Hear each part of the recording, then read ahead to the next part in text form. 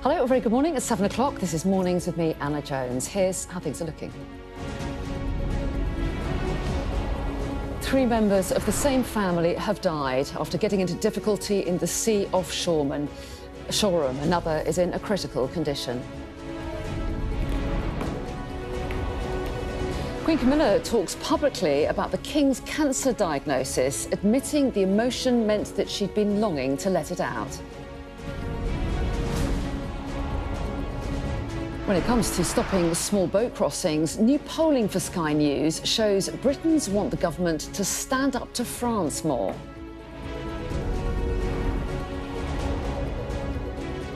And we look into the phenomenon of virtual love in China as declining birth rates cause concern for the government.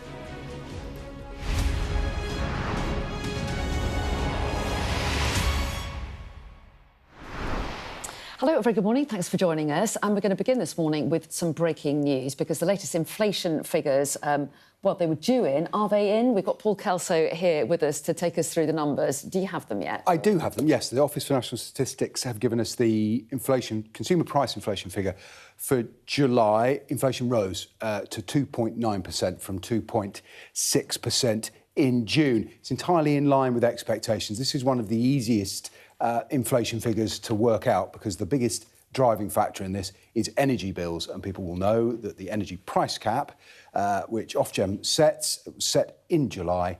It went up about 13%, and that has a direct feed through into domestic bills and price increases. There's been held back a little bit by a slowdown in food and fuel inflation. People might be surprised when I mention fuel because you'll have noticed petrol and diesel have got really expensive again, but there was a dip. If we look back to June, July, lots of talk about a peace deal between Iran and a cessation of the violence that was closing the Strait of Hormuz. Oil prices dip, fuel prices follow. That dip has gone away now, and by the time we get to talk about August inflation, we'll see that increasing. The Bank of England will be looking at these numbers. The markets at the moment think their next meeting in September, when they set interest rates, there'll be no change, 73% chance of that. Markets are expecting one more rate increase this year. But it does feel like it's in the balance because this inflation figure it's in line with where the bank thinks it'll get higher later in the year. But there is still so much uncertainty around the progress of what's happening in the Strait of Hormuz. Energy prices are so crucial that I don't think people can count on it. But we are back in a price increasing cycle, and inflation will get higher as the year goes on. Yeah, so it's really tough for consumers out there struggling with the cost of living and pressures on businesses as well. Absolutely right. Although what is interesting about some of the other numbers we'll look at is there does seem to be some resilience. We looked at the growth figures when I spoke to you last week. There seems a bit more resilience, a bit more household resilience. People are bearing these costs. We got numbers for wage increases, which are keeping track at the moment. So it doesn't feel like it. I suppose we have to think it could be worse, couldn't we? But if that's the best I can offer, then it's not very cheerful, and the sun's gone here. Well, that's possibly a good thing as well. Exactly. With a little bit of rain on the way. Paul, thanks very much indeed. Now, 3 people belonging to the same family have died in West Sussex after getting into difficulty in the sea. A young girl, also belonging to the same family, is currently being treated in hospital. Her condition is considered critical. Well, emergency services responded to reports yesterday afternoon of 4 people experiencing difficulty in the water off the coast of Shoreham by Sea near Brighton. This prompted a section of the A259 near Shoreham to be closed while the incident unfolded. And footage during the day showed multiple ambulances and 2 air ambulances at the scene, with authorities working alongside the Coast Guard and the RNLI. So let's bring in Molly to tell us a little bit more about this. I mean, just terribly sad news, Molly. Yeah, incredibly sad news, and an incident which required, as you saw there, a huge response from the emergency services. They were called just after 2:30 yesterday afternoon to reports that 4 people had been struggling in the water. They'd been out swimming just off Shoreham Port in West Sussex. And then we had the news late last night from the police that 3 people from the same family had died, had lost their lives after struggling in that water. That's a couple and their teenage daughter, while a 4th person, a younger girl, also from the same family, is currently in hospital in a critical condition. We had an update, as I say, from the police late last night. Let's hear a bit of what Chief Superintendent James Collis had to say. I know this incident will have had a profound effect on the community, and inquiries are ongoing alongside our partners to understand the full details. At this point, we believe all 4 entered the water from the land for a swim and sadly got into difficulty. Our partners in His Majesty's Coast Guard have completed an extensive search of the water, and we are not searching for anyone else. Now, on the scene yesterday down in Shoreham, we'd been hearing from locals who'd been describing the water as incredibly rough and the waves and the wind as particularly strong, saying that the waves there sort of bounced between the harbour walls. So they were the conditions that these people got into difficulty in the water in. We've heard as well from the MP, Tom Rutland, who said, "My thoughts are with the family and friends of those who've lost their lives. And I know the whole community here in Shoreham will be hoping and praying for the recovery of the young girl receiving medical treatment in hospital." Now, clearly the inquiries will be ongoing for police to try and establish exactly what happened to these poor people, as well as appealing for witnesses. But incredibly sad news, 3 people from the same family, a couple and their teenage daughter, losing their lives after struggling in the water yesterday afternoon near Shoreham, and a 4th person, a young girl, also from the same family, still in hospital in a critical condition. Yeah, really tough news. Molly, thanks very much indeed. Now, Queen Camila has spoken for the first time about the visit she made to a cancer support centre just days before news of the King's cancer diagnosis was made public back in 2024. In a video produced in collaboration with the charity Maggie's, which runs the centre, Camila reflects on that visit. I remember coming to see our Maggie's just after the King being diagnosed. Nobody could say anything at the time. That was quite difficult. I almost said something, but, I felt that it wasn't the time to say. Looked at everybody who was suffering and all the relations, and I think it made me realise even more how important these places were. And it was just a week before it became public. And the courage that must have taken for you to make that visit. I was just longing to let it out, but obviously I couldn't. The more open that you are when you're talking about it, the less scary cancer can become. And so if you just keep the lid on it, it can build up. But on that visit, you did sit with some centre visitors, and again, the empathy and support that you were able to offer whilst... I was almost questioning them.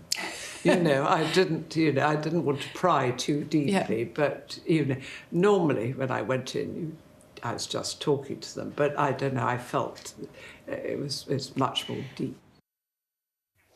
And just to let you know that a little bit later, we'll be speaking to the Chief Executive of the charity Maggie's, Dame Laura Lee, DBE. That's at 9:40, so do stay with us for that. In the meantime, though, let's bring you some of the day's other headlines. And London's ultra-low emission zone, or ULEZ, has been linked to improved lung growth in children. The study by Queen Mary University of London gave more than 3,400 children aged between 6 and 9 yearly tests between 2018 and 2022. And they found that improved lung growth trajectories were strongly related to air quality improvements. Mayor Sadiq Khan says it's proof that it was right to push forward with the scheme. The number of adults contacting the NSPCC helpline with concerns about a child experiencing domestic abuse is at its highest level ever. In the year to this March, the charity says more than 8,400 welfare contacts were made, an 80% increase since the data was first recorded between 2021 and 2022. cash is expected to make just 4% of payments in the UK in less than a decade. A study by industry body UK Finance found just 8% of payments were cash last year. They made up 45% just a decade earlier. Meanwhile, use of contactless cards is also on the rise, jumping from 3% of transactions a decade ago to nearly 40% today. Ukraine's sacked defence minister has called for wartime elections, handing Volodymyr Zelensky his biggest challenge to power since Russia's invasion in 2022.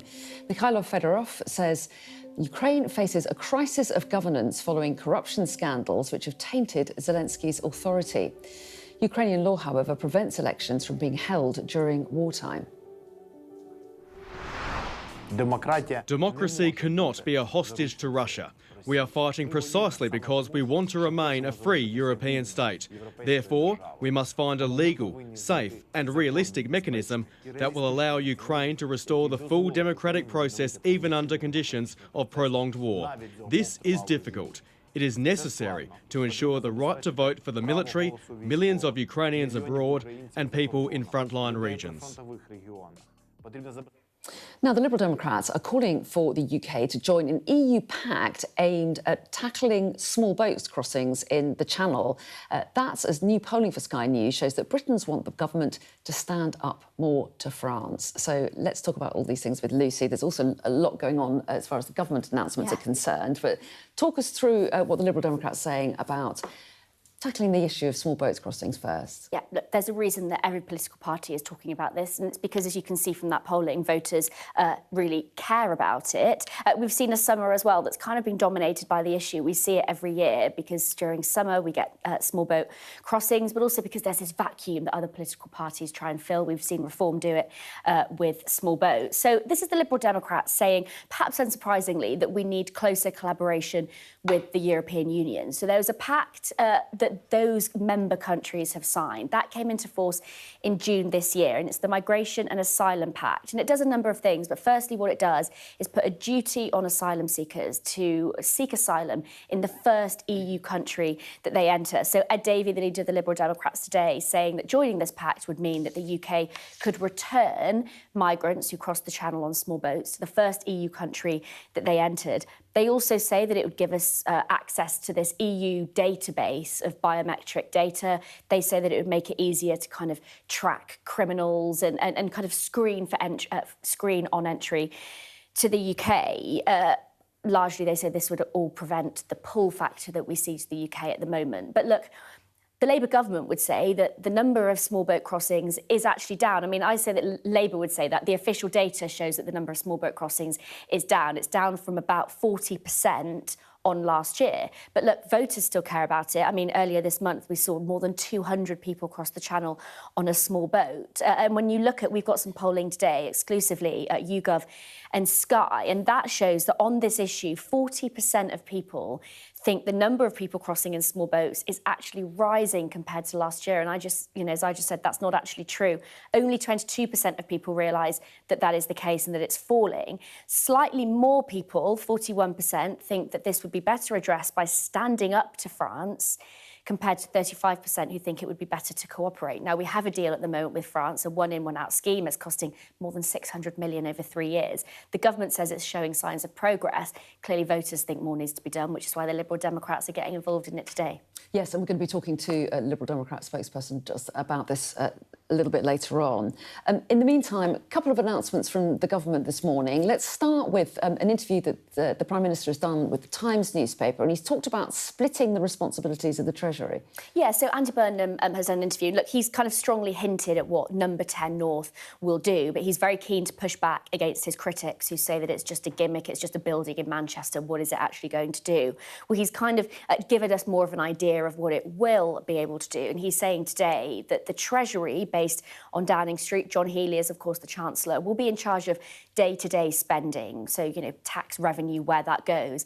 Number 10 North, you can see it on the screen there, that was Andy Burnham's first meeting there fairly recently. He says that that will be in charge of economic growth. And we've already seen a couple of announcements come out of Number 10 North along those lines. So, for example, giving regional mayors a share of income tax revenue from next year so that they can spend it on services in their local area. Because what Andy Burnham wants to do is show that decisions made in Number 10 North can have a really positive impact on people's lives, the services that they use when they step out of their front door every day. So that's him trying to say today, it's not a gimmick, it's going to actually have material responsibility.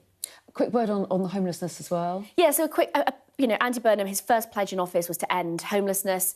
Today, he's kind of implementing the first step of that and saying that he wants there to be no rough sleeping over Christmas. He wants everybody who's sleeping on the streets to be offered a route out of that by Christmas. We need to know more of the detail, really. I think it means local authorities will be tasked with looking at B&Bs, hotels, empty houses as a way of getting people off the streets this Christmas. But I think we need more details, which you'll find out later. Yes, talking to the Housing Secretary very soon, Angela Raina, of course.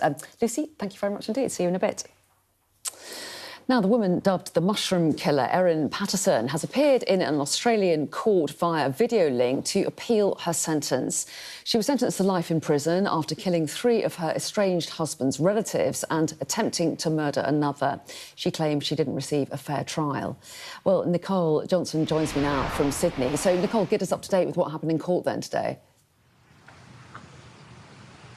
Well, look, really, this court case is about trying to decide from this panel of judges whether an appeal should go ahead. So this is the consideration phase of it, and if it decides that it should go ahead over the next couple of days, the next stage would be a hearing. So it's early days, but it's definitely put this issue of the mushroom murders, which had global attention, back centre stage in Australia and around the world.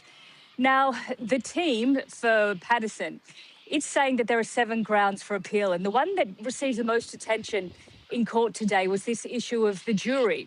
So while the jury was deliberating about what its verdict would be, was staying in a hotel in this small town of Morwell. And in the same hotel, there were journalists, there was the prosecution, and there was a key witness from the police. And Erin Patterson's team is saying that is essentially unfair and led to some type of criminal injustice. Now, there are other grounds for appeal as well. This also includes the fact that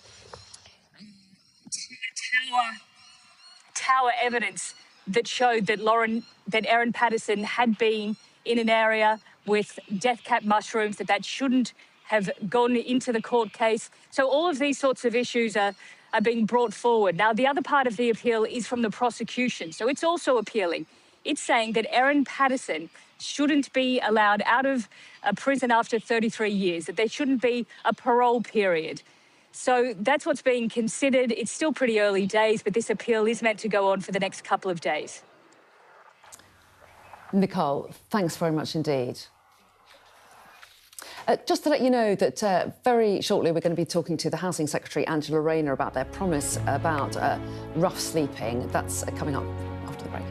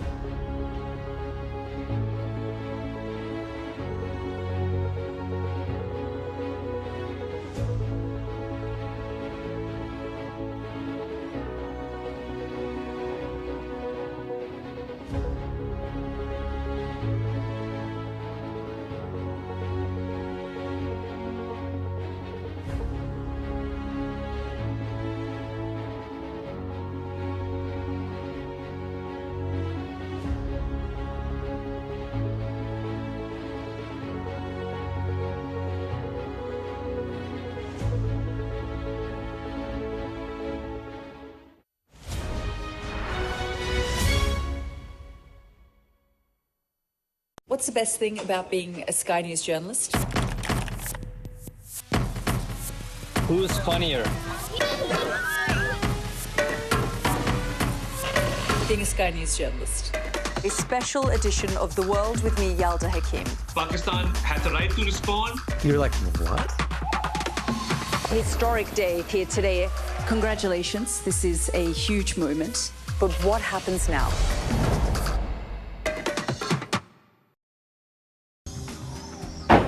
Hear that whistle and that crunch. We know that they're coming from the south of the city where there's a column of Russian armoury. I'm Alex Crawford and I'm Sky's special correspondent based in Istanbul. Look at that sheet of flames, and that has happened within minutes, and now it's coming from both sides and it's moving this way.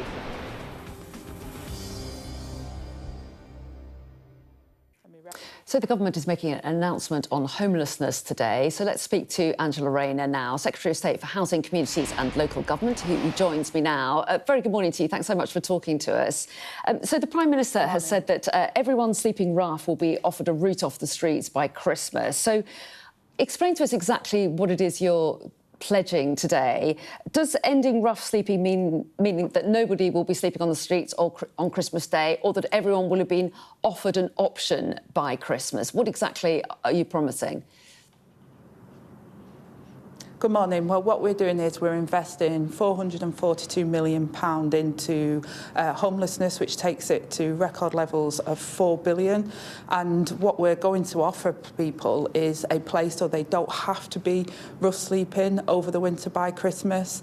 And we saw this work before. We did a huge effort on this during the pandemic, and we're working with councils and charities to provide those facilities across nationally so that people do have those options. And we'll also work with partners like our NHS colleagues to ensure that people get the support that they need, because often there is complex reasons behind why people are rough sleeping, not just the lack of housing for them.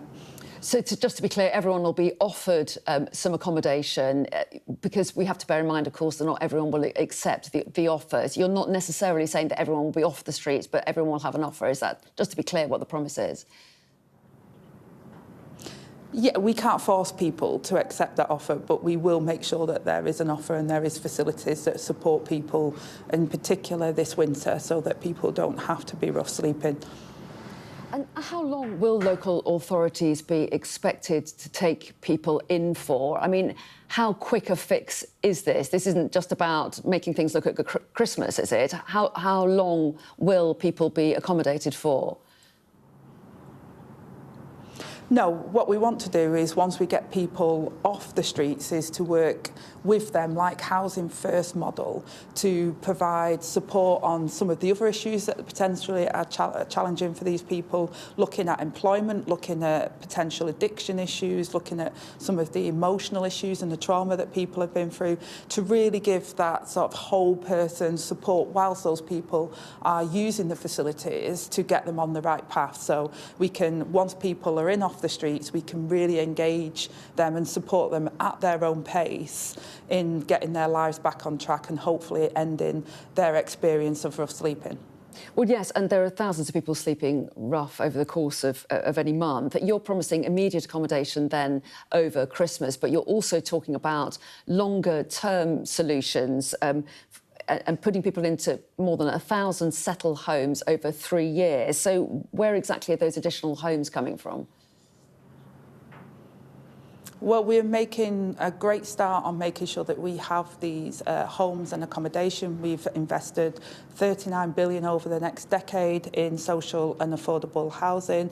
We've been working with housing associations and councils to make sure that that house building is ramped up. Councils now keep 100% of their right to buy receipts. We've changed the rules on the planning system so that we can really drive up those house building, because you're absolutely right that supply is a real challenge at the moment as well. So we have to deal with those issues alongside the issues around rough sleeping, which is what we're determined to do. And the Prime Minister has made this a real key focus for him. And I'm really pleased to be working with our tremendous partners in the charitable and with local authorities who are really at the forefront of the challenges that we face in this country.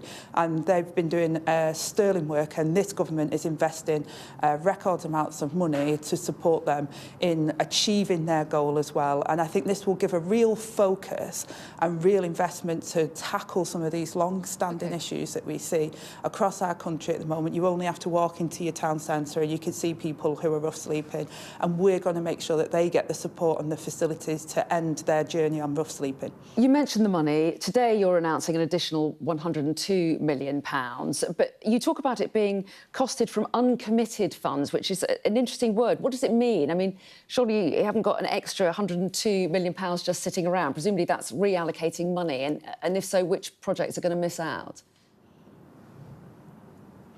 Well, we do. I mean, if you look at the department MHLG, it's a very vast department. We do a huge amount of work in different areas. And what we do is that we look at where projects are up to and potentially we can find savings in some of those uncommitted funds and redirect them into the priorities that this government under this Prime Minister has set us. And he was very clear that he wanted to end rough sleeping. And certainly when I came in as Secretary of State, I felt this had to be number one issue for us, alongside building the homes and the council homes that the Prime Minister has talked about that we desperately need, that actually this winter, there is no reason why, in the pandemic, we were able to put a real focus on this and get people off our streets, why we shouldn't do that again this winter. And that's why I'm going to work with local partners to make sure that that's a reality.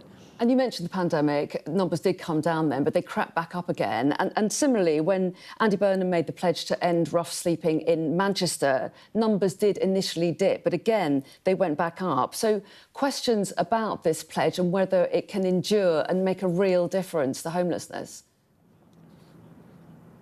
Well, we've got to keep a relentless focus on it. I think that's the message from both what happened at the pandemic and also what happened in Greater Manchester. The other lesson from Greater Manchester is it's really difficult to do in isolation. We saw the figures go down, but obviously then we drew in people from other areas into Greater Manchester who knew that there were an offer there. And that's why I want to roll out the programme we're setting today, that we can bring everybody in, not just at Christmas, but actually this money will be available now, working with partners to really ramp this up for the winter and then get that support in place, working with my colleagues in the Department for Health and other departments so that we can start to end this. But that real focus has to be driven continually by the government and by our partners, rather than it be a sort of focus for a time-limited period or in just one location.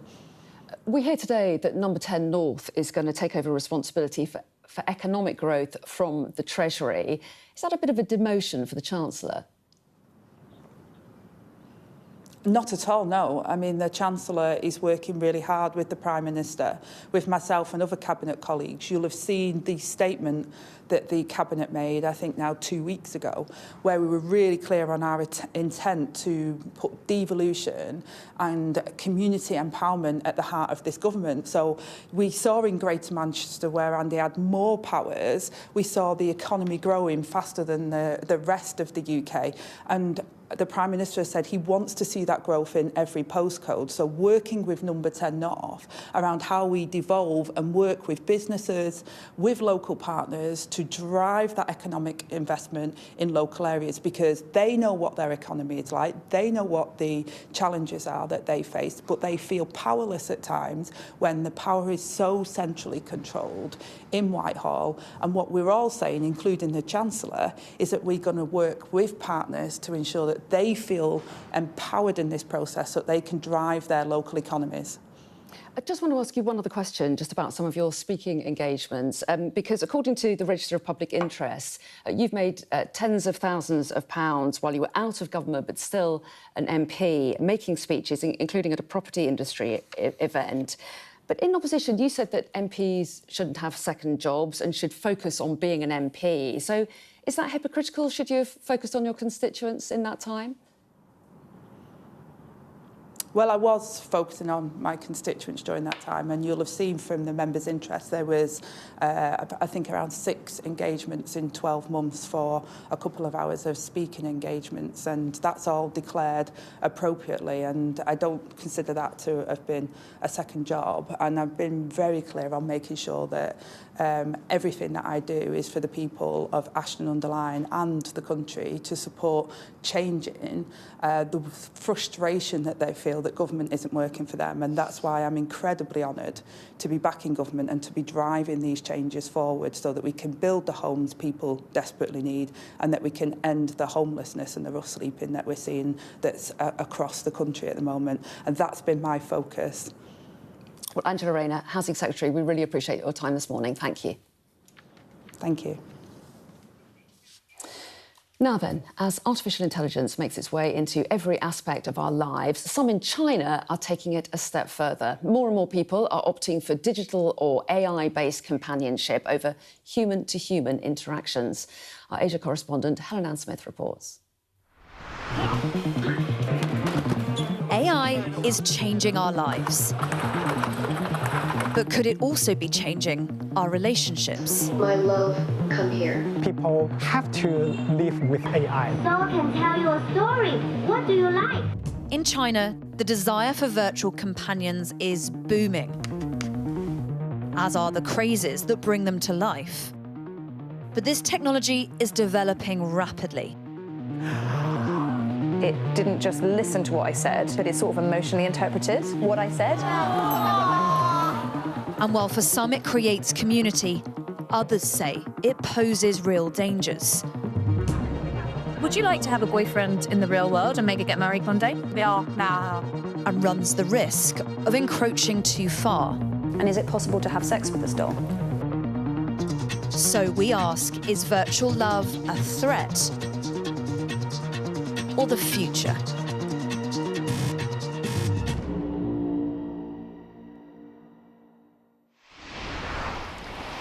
Well, a little bit of a teaser there of Helen Ann's report, and she joins us live from Beijing. Helen Ann, absolutely fascinating and obviously a growing phenomenon.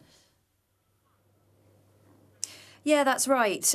Certainly here in China, that's for sure. There's sort of two concurrent crazes, if you like, that we really explored in this film. So one of them is sort of a virtual companionship, virtual relationships that are based on these sort of video games that sort of simulate relationships. So they're not AI-based, but they're quite sophisticated, and users essentially go through these action kind of role-play storylines, develop these relationships with these characters. And there's a huge surrounding craze of people turning up to sort of fan events and even going so far as paying cosplayers to take them on dates, sort of pretending to be the real-life version of their virtual boyfriends who they've sort of fallen in love with in many cases, they say, in these games. So that's one side of this. But the other side is just the lurching forward of technology and the real boom in Chinese companies essentially developing these sort of companionship AI products.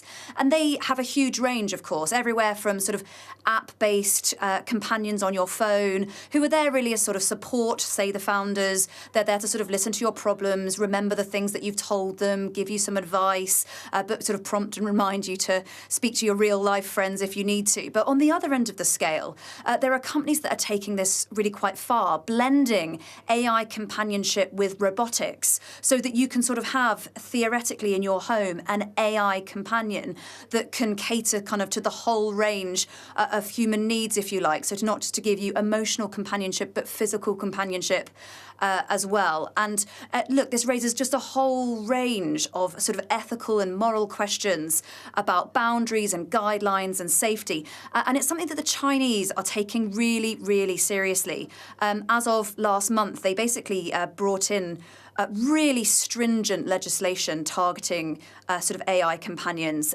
banning anything that might replace human relationships, that might encourage self-harm. Crucially, as always, anything that might question the Communist Party as well as part of that legislation. But it makes AI companions in China one of the most regulated in the world.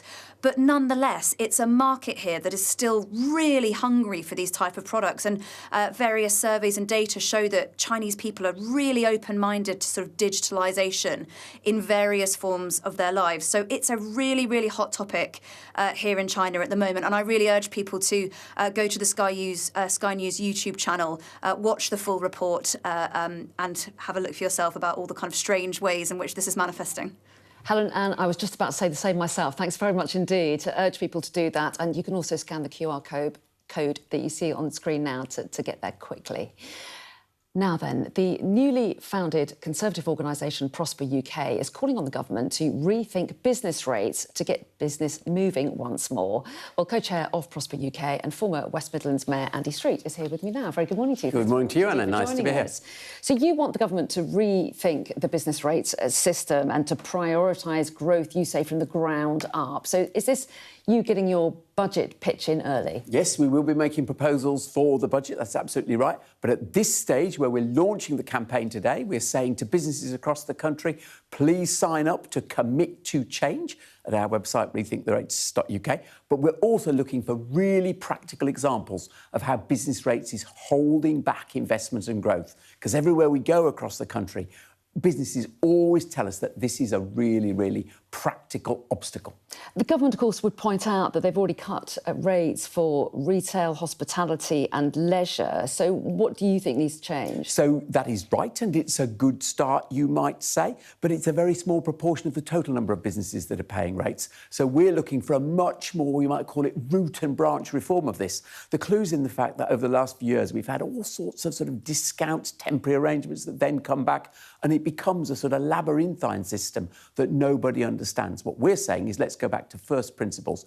Is this a good tax that modern businesses tax disproportionately on the property that they use, and does it incentivise growth? No, is the answer. Just think about a simple example. If you improve your own business, you improve your own property, you end up paying more tax. Is that right? Does that encourage investment? No, it doesn't. So it's root and branch reform, not short-term discounts we're after. So it's really interesting that you're focusing on business rates as your priority, because there are lots of businesses that talk about other pressures of energy costs, for example, wages, regulation, but you feel that business rates is the priority. So you're absolutely right. There are many other things. We will be bringing policies out on energy. Am I going to see you every week? I'd love to come in here every week, or you or Sophie or whoever. I'd love to. But actually, this is an issue which is in the category of it's been going on for a very long term, the criticism of business rates. It's very practical. Every single business with a property is affected by this. So we do think now is the time to say this has gone on too long. The new government is saying it wants to deal with really difficult, intractable problems. This is one, hence why we're featuring this campaign at the moment. So you're talking about reform, but ultimately you want businesses to be better off. You don't want them to be paying such high business rates. So inevitably, money needs to come from somewhere else. So where should the funds come from? So this is the point. We'll be looking at what the other answers are. We're not saying that the government can suddenly give away lots of money to business, but it's a question about whether it falls correctly. It's disproportionately on property. Businesses make profits in all sorts of different ways, doesn't it? If you think this tax goes right back to 1601, when probably every business had to have property to make their success. So this is saying, is there a different way of doing this, which is much, much fairer, easy to understand for business and encourages growth? So, yes, so encourages growth. Obviously, encourages growth for businesses. They make more profits. That's good news, but good for the country generally. And Andy Burnham has, talking about growth, making it a priority, he's now saying that he's going to move responsibility for that focus on growth up to number 10 North and split it from the Treasury at Westminster. What do you make of that plan? It could work. Could work. I think the underlying point, though, isn't a question about the place. The underlying point is whether growth really is the defining mission of the government. And we've seen the previous Labour government say it was going to do that, then not deliver. So what I'm looking to see here is, does this physical, practical change, does it really lead to that mindset? And do we also see, actually, government being able to deliver? One of the really big allegations is whatever politicians say, things never actually change. So will this new structure really enable deliver and that mindset to come through? Because the Prime Minister is saying that the Treasury's focus on balancing the books sometimes clouds the growth mission. Does that make sense to you? It does make sense to me, actually. But equally, the trap here is if there's a separation between something driving growth and the Treasury holding the strings, that won't work. Anyone who's run anything knows you have to have the cash line to make your investments. So Number 10 North, if they're responsible for growth, has to be absolutely linked up with the Treasury funding, and also, of course, has to link up with every main government department to actually deliver. And that's why it's not just the physicality of it, it's the mindset around delivery. I've got to let you go, but very quickly, I just want to get your thoughts on the homelessness push that we've heard from Angela Raina this morning. Yes. They are putting a lot of onus on local mayors and local areas to come up with solutions that are suitable for their place. You're a former mayor. Does that make sense to you? It does make sense. So let me just explain. While I was mayor of the West Midlands, we had a big initiative with Liverpool and Manchester, actually, that we called Housing First. It got our rough sleeping numbers down by 61%. The lesson, though, is it can't be done with a quick fix. You have to look at the underlying causes of this, do the difficult long-term things. But local coordination with your local authorities, our experience was that it can make dramatic change. Whether it be done by Christmas, though, is questionable. OK, Andy Street, really good to talk to you this morning. Thanks very much indeed. Thank you. Now to a landmark trial in the United States that could reshape some of the most popular apps on the planet. Facebook's owner, Meta, is on trial in California, accused of intentionally seeking to make children addicted to its platforms, putting profits ahead of their online safety. Well, the company says it strongly disagrees. The outcome of the trial could change how we use social media and have huge implications for some of the biggest tech companies in the world. So a group of 29 US states is suing Meta, accusing the company of designing Facebook and Instagram to hook young users and misleading consumers about the platform's safety, claims that are rejected by Meta. Families who allege their loved ones' deaths were related to social media protested outside court as the trial got underway, welcoming the landmark case. For years, we have been gaslit by safety feature updates that often end up buried, missing, or broken altogether. And today we're here to say enough is enough, and it's time for transparency and accountability. There is nothing inherently social about these platforms. Instagram is not social media. It is a predator-enabling engagement farm. And we deserve better. We know it was the predictable outcome of a platform Meta knew harmed children, while none of the rest of us had any idea. 5 years ago, Frances Haugen exposed Meta's own research showing it knew Instagram harmed teenage girls. Now Meta's evidence corroborates that what whistleblowers told us. And as Attorney General Bonta put it, Meta knows what it is doing is bad for kids, period. And that's what we're going to find out in this court case. Well, our science and technology editor, Tom Clark, breaks it all down for us. Big tech is back in the dock. Just another Silicon Valley court case, or does the Meta trial really matter? Well, yes, and here's why. First, while the court is sitting in California, the case is being brought by 29 US states, representing nearly 2/3 of the US population. The court in Oakland will hear arguments by attorneys general from California, Colorado, Kentucky, and New Jersey. They claim that Meta, which owns Facebook, Instagram and WhatsApp, has used data from children illegally, including to train the app's algorithms. They're also demanding sweeping changes to apps, what they call addictive design features like infinite scroll, autoplay and certain beauty filters to be modified or removed to protect children. If all 29 states succeed, Meta's lawyers say damages could reach $1.4 trillion, close to the tech giant's entire value, although states' attorneys argue a mere $200 billion is a more likely figure. Meta denies its platforms harm or exploit children and says it's worked hard to protect teens using its products. Will the jury buy it? Well, they certainly didn't in a recent case in New Mexico. There, Meta was ordered to pay more than $900 million in damages and labelled a public nuisance by the judge. But a loss in California would be far more consequential. As well as damages even Meta would struggle to afford, it could force fundamental changes to its platforms, whose profitability rests on holding users' attention, driving advertising revenue, threatening financial disaster at a time when Meta is already burning money in a race with its rivals to build infrastructure for AI. It will be weeks before we have a verdict, with potentially revealing testimony expected from Meta bosses, including CEO Mark Zuckerberg. Although this is Meta's day in court, The outcome will likely determine the fortunes of around 3,000 pending lawsuits against other major platforms, including TikTok, Snapchat and Alphabet, which owns Google and YouTube. The fate of Silicon Valley could lie in the hands of 8 jurors and 1 judge from its home state of California. Yeah, we'll be really keeping across that trial. Absolutely fascinating and potentially hugely consequential, as Tom was saying there. Right now, we're going to take a look at the weather. Dinner under the stars tonight? That reminds me of our travel insurance. You mean All Clear Skies? All Clear Travel Insurance sponsors Sky News weather. Well, it'll turn cooler this week, with showers becoming more widespread, some heavy with hail and thunder. There'll be a mix of sunny spells and showers this morning, some heavy with hail and thunder possible. The showers will be concentrated over Ireland and northern parts of the UK, fairly isolated elsewhere. Central and southern England will be largely dry, and it'll be a bit cooler in the south and breezy generally. So the afternoon will take showers across the south, but the majority will be in the north and the west. Further thundery downpours are likely. All Clear Travel Insurance proudly sponsors Sky News weather. Coming up next, we're going to be taking you through the morning papers with our reviewer this morning, Matthew Stadler. What's the best thing about being a Sky News presenter?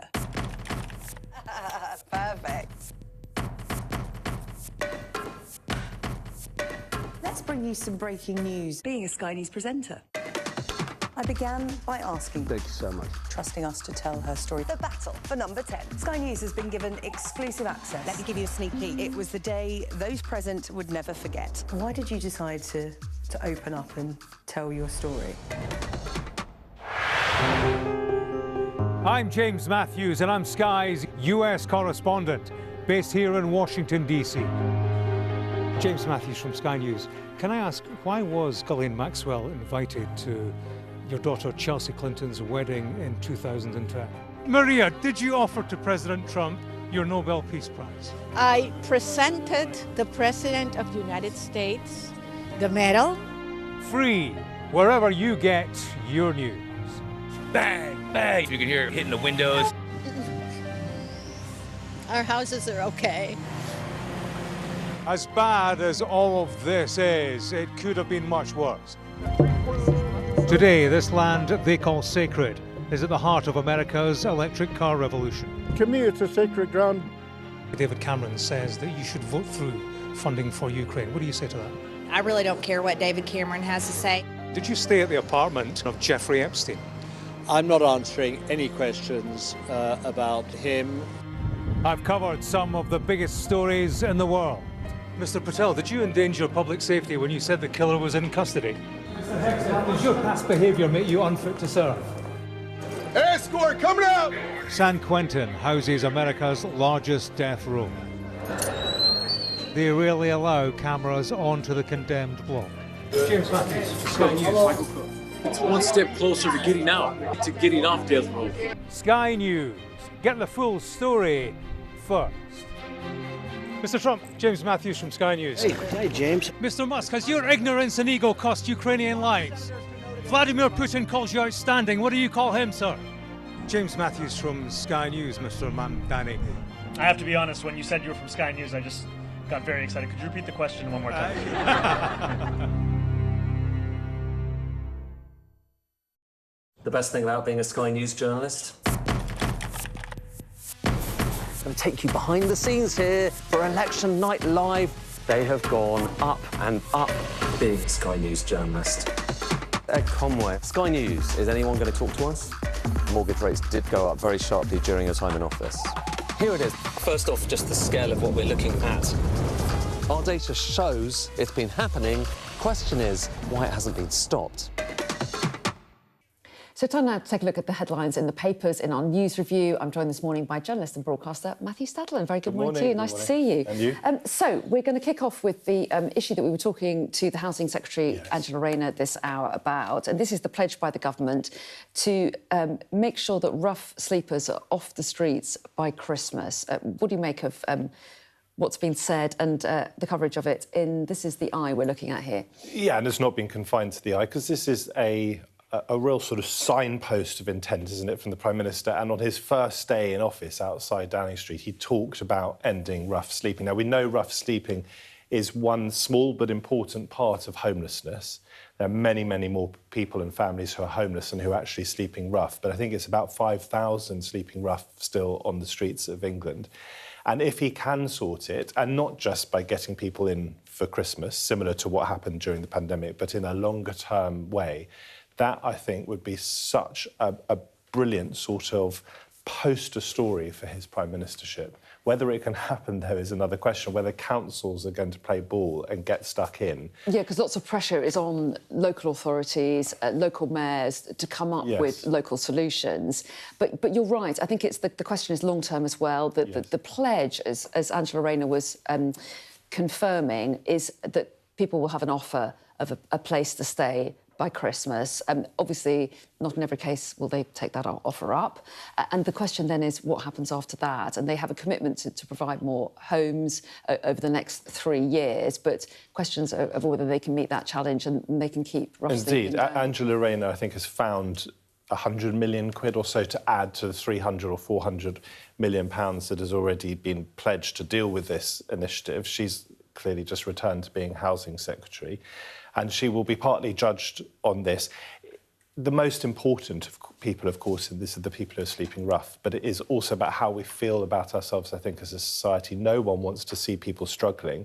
And also, when you have tents springing up and people sleeping in appalling conditions, it is a visual scourge on town centres, city centres, and a reminder that things are a little bit broken. So if they can sort this, fantastic. But she's also got to keep her eye on the ball, as it says here in this article, on the wider issue of whether she's going to meet this 1.5 million new homes target by 2029. They're not on course at the moment. They're off the pace, aren't they? And a quick thought that obviously the reason why people are sleeping on the streets, that they're manifold, aren't they? Yes. You know, not just the lack of housing, but also cost of living crises and other problems. And those million-plus people who are languishing on the waiting list for social housing, that is very much connected to supply, I would suggest. Yeah, so lots of big issues at play there.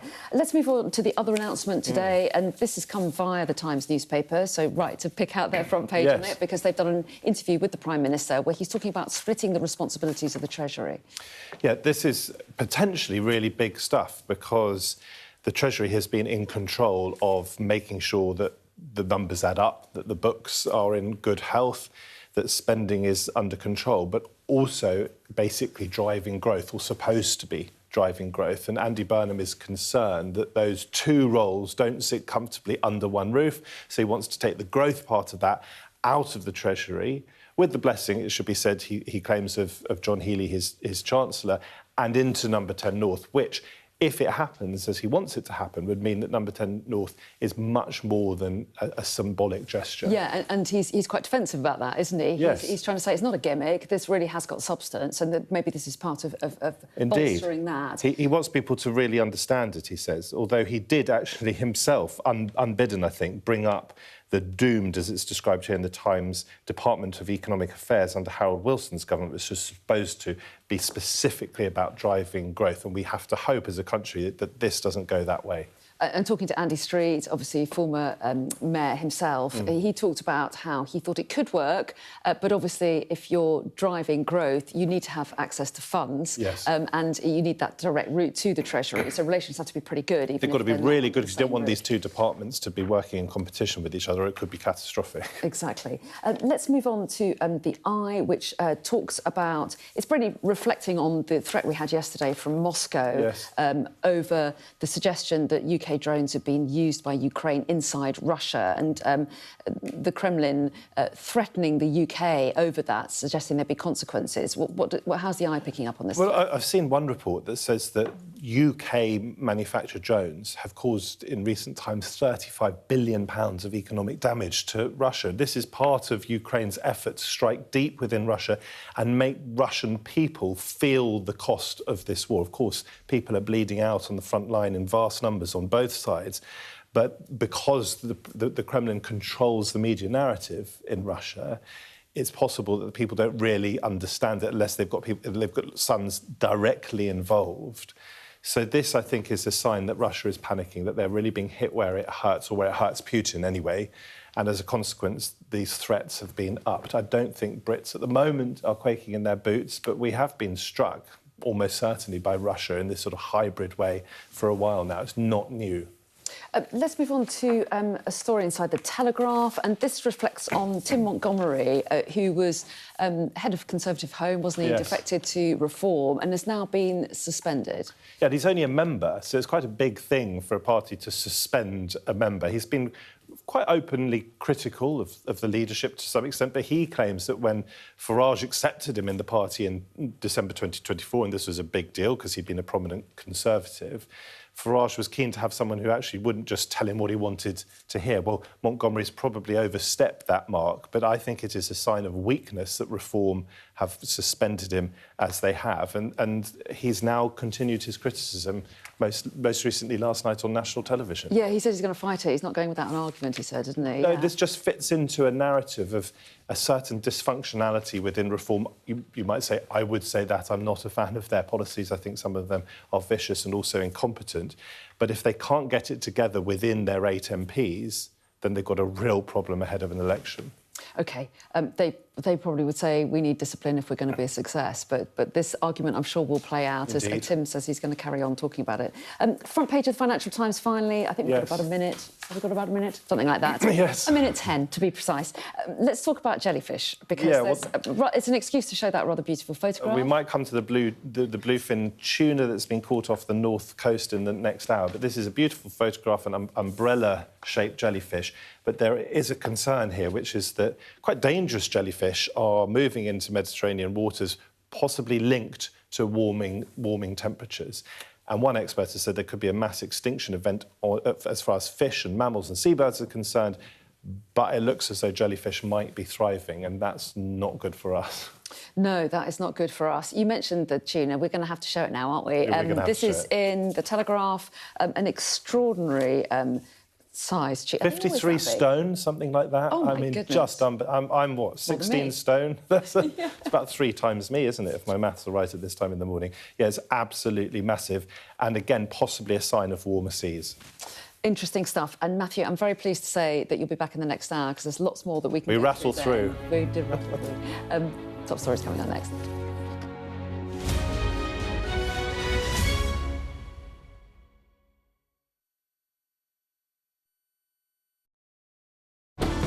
Jubilation in the streets, while some emotional. This is a political victory for Prime Minister Modi and his Hindu Nationalist Party. I'm Neville Lazarus, and I'm Sky's reporter based in Delhi. Companies like these are helping India in its trajectory to be a serious player in space exploration. Sky News, get the full story first.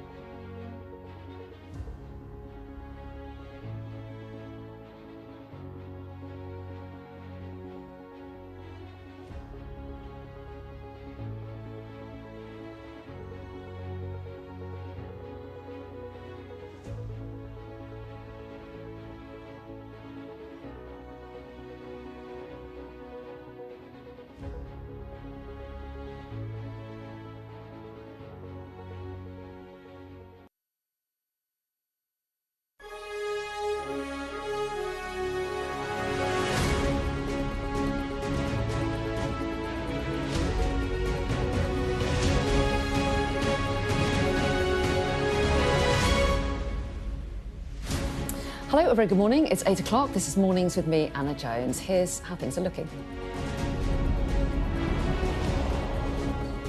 The Housing Secretary promises all those sleeping rough a place to stay by Christmas Day, but less clarity on how long for. 3 members of the same family have died, getting into difficulty in the sea off Shoreham. Another is in a critical condition. Queen Camila talks publicly about the King's cancer diagnosis, admitting the emotion meant that she'd been longing to let it out.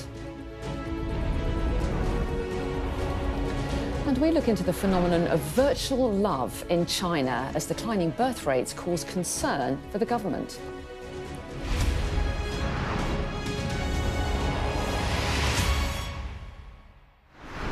Hello, a very good morning. Thanks for joining us here this morning. So the Housing Secretary has promised that all rough sleepers will be offered a place to stay by Christmas Day this year. Angela Raina is pledging over £100 million to help those sleeping on the street. However, there's less clarity on how long that offer of accommodation will last. Well, I asked Angela Raina about the offer and how long it'll continue after Christmas.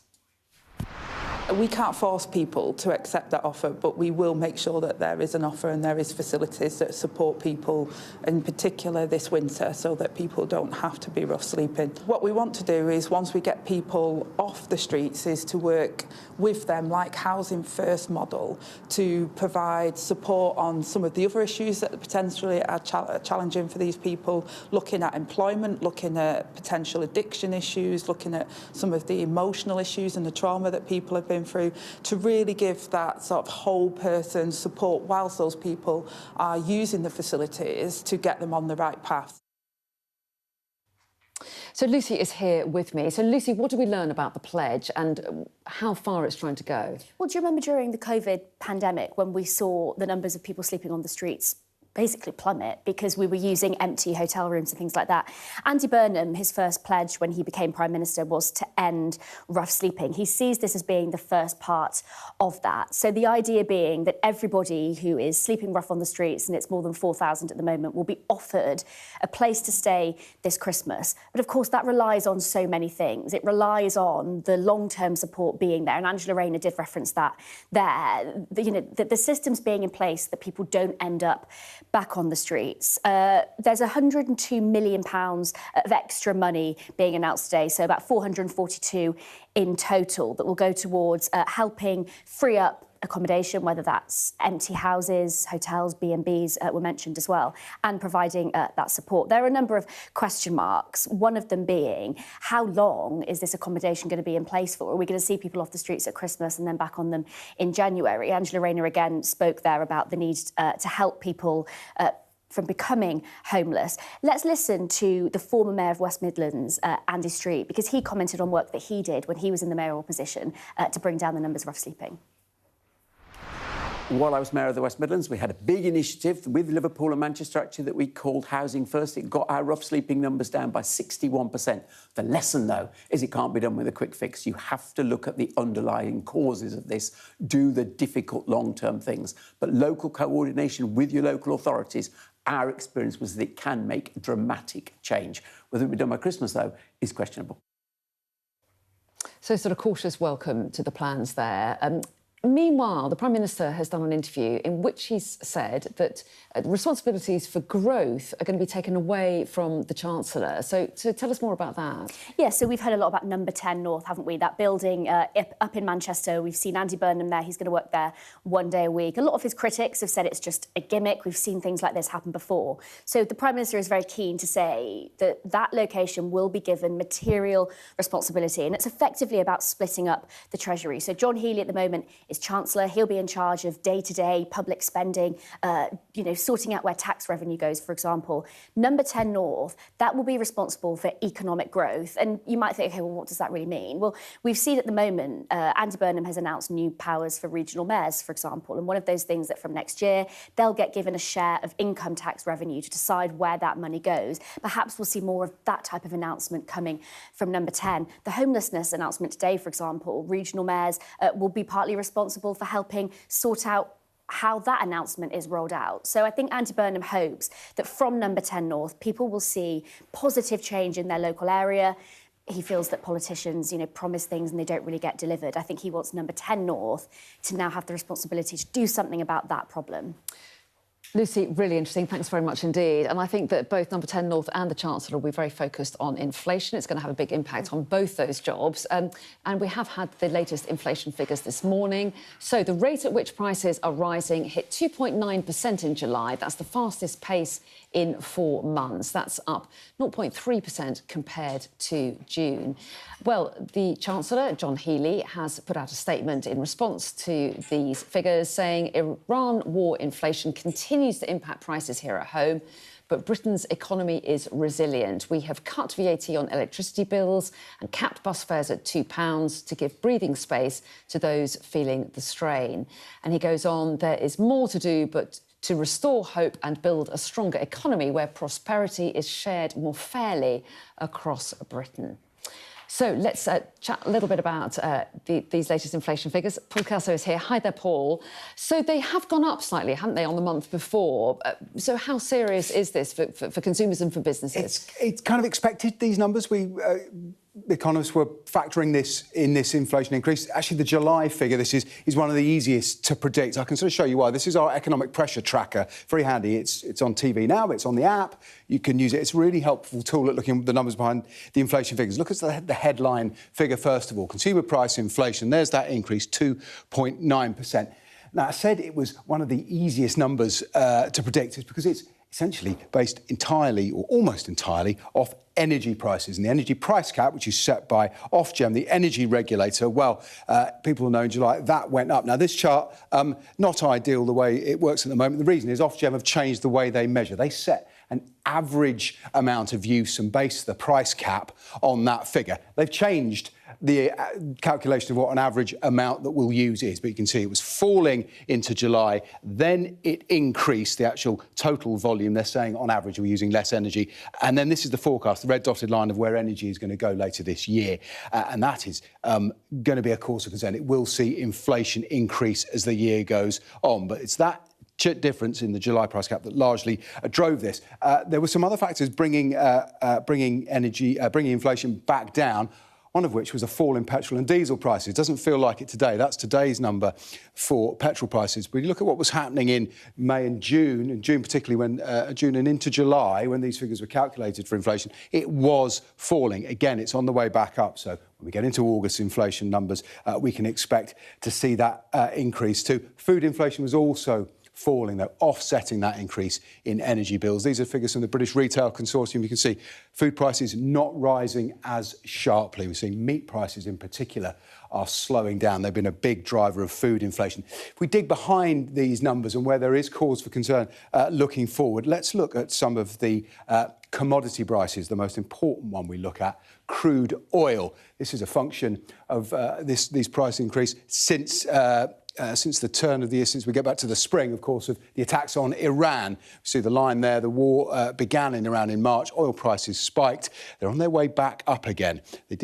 We saw a dip into July, which helped those petrol prices fall, but they are on their way back up, and that is causing jitters because we really can't tell, markets can't tell what is actually going to happen to the path of what passes for this peace deal between Iran and the US. I want to show you one other number here. Natural gas prices.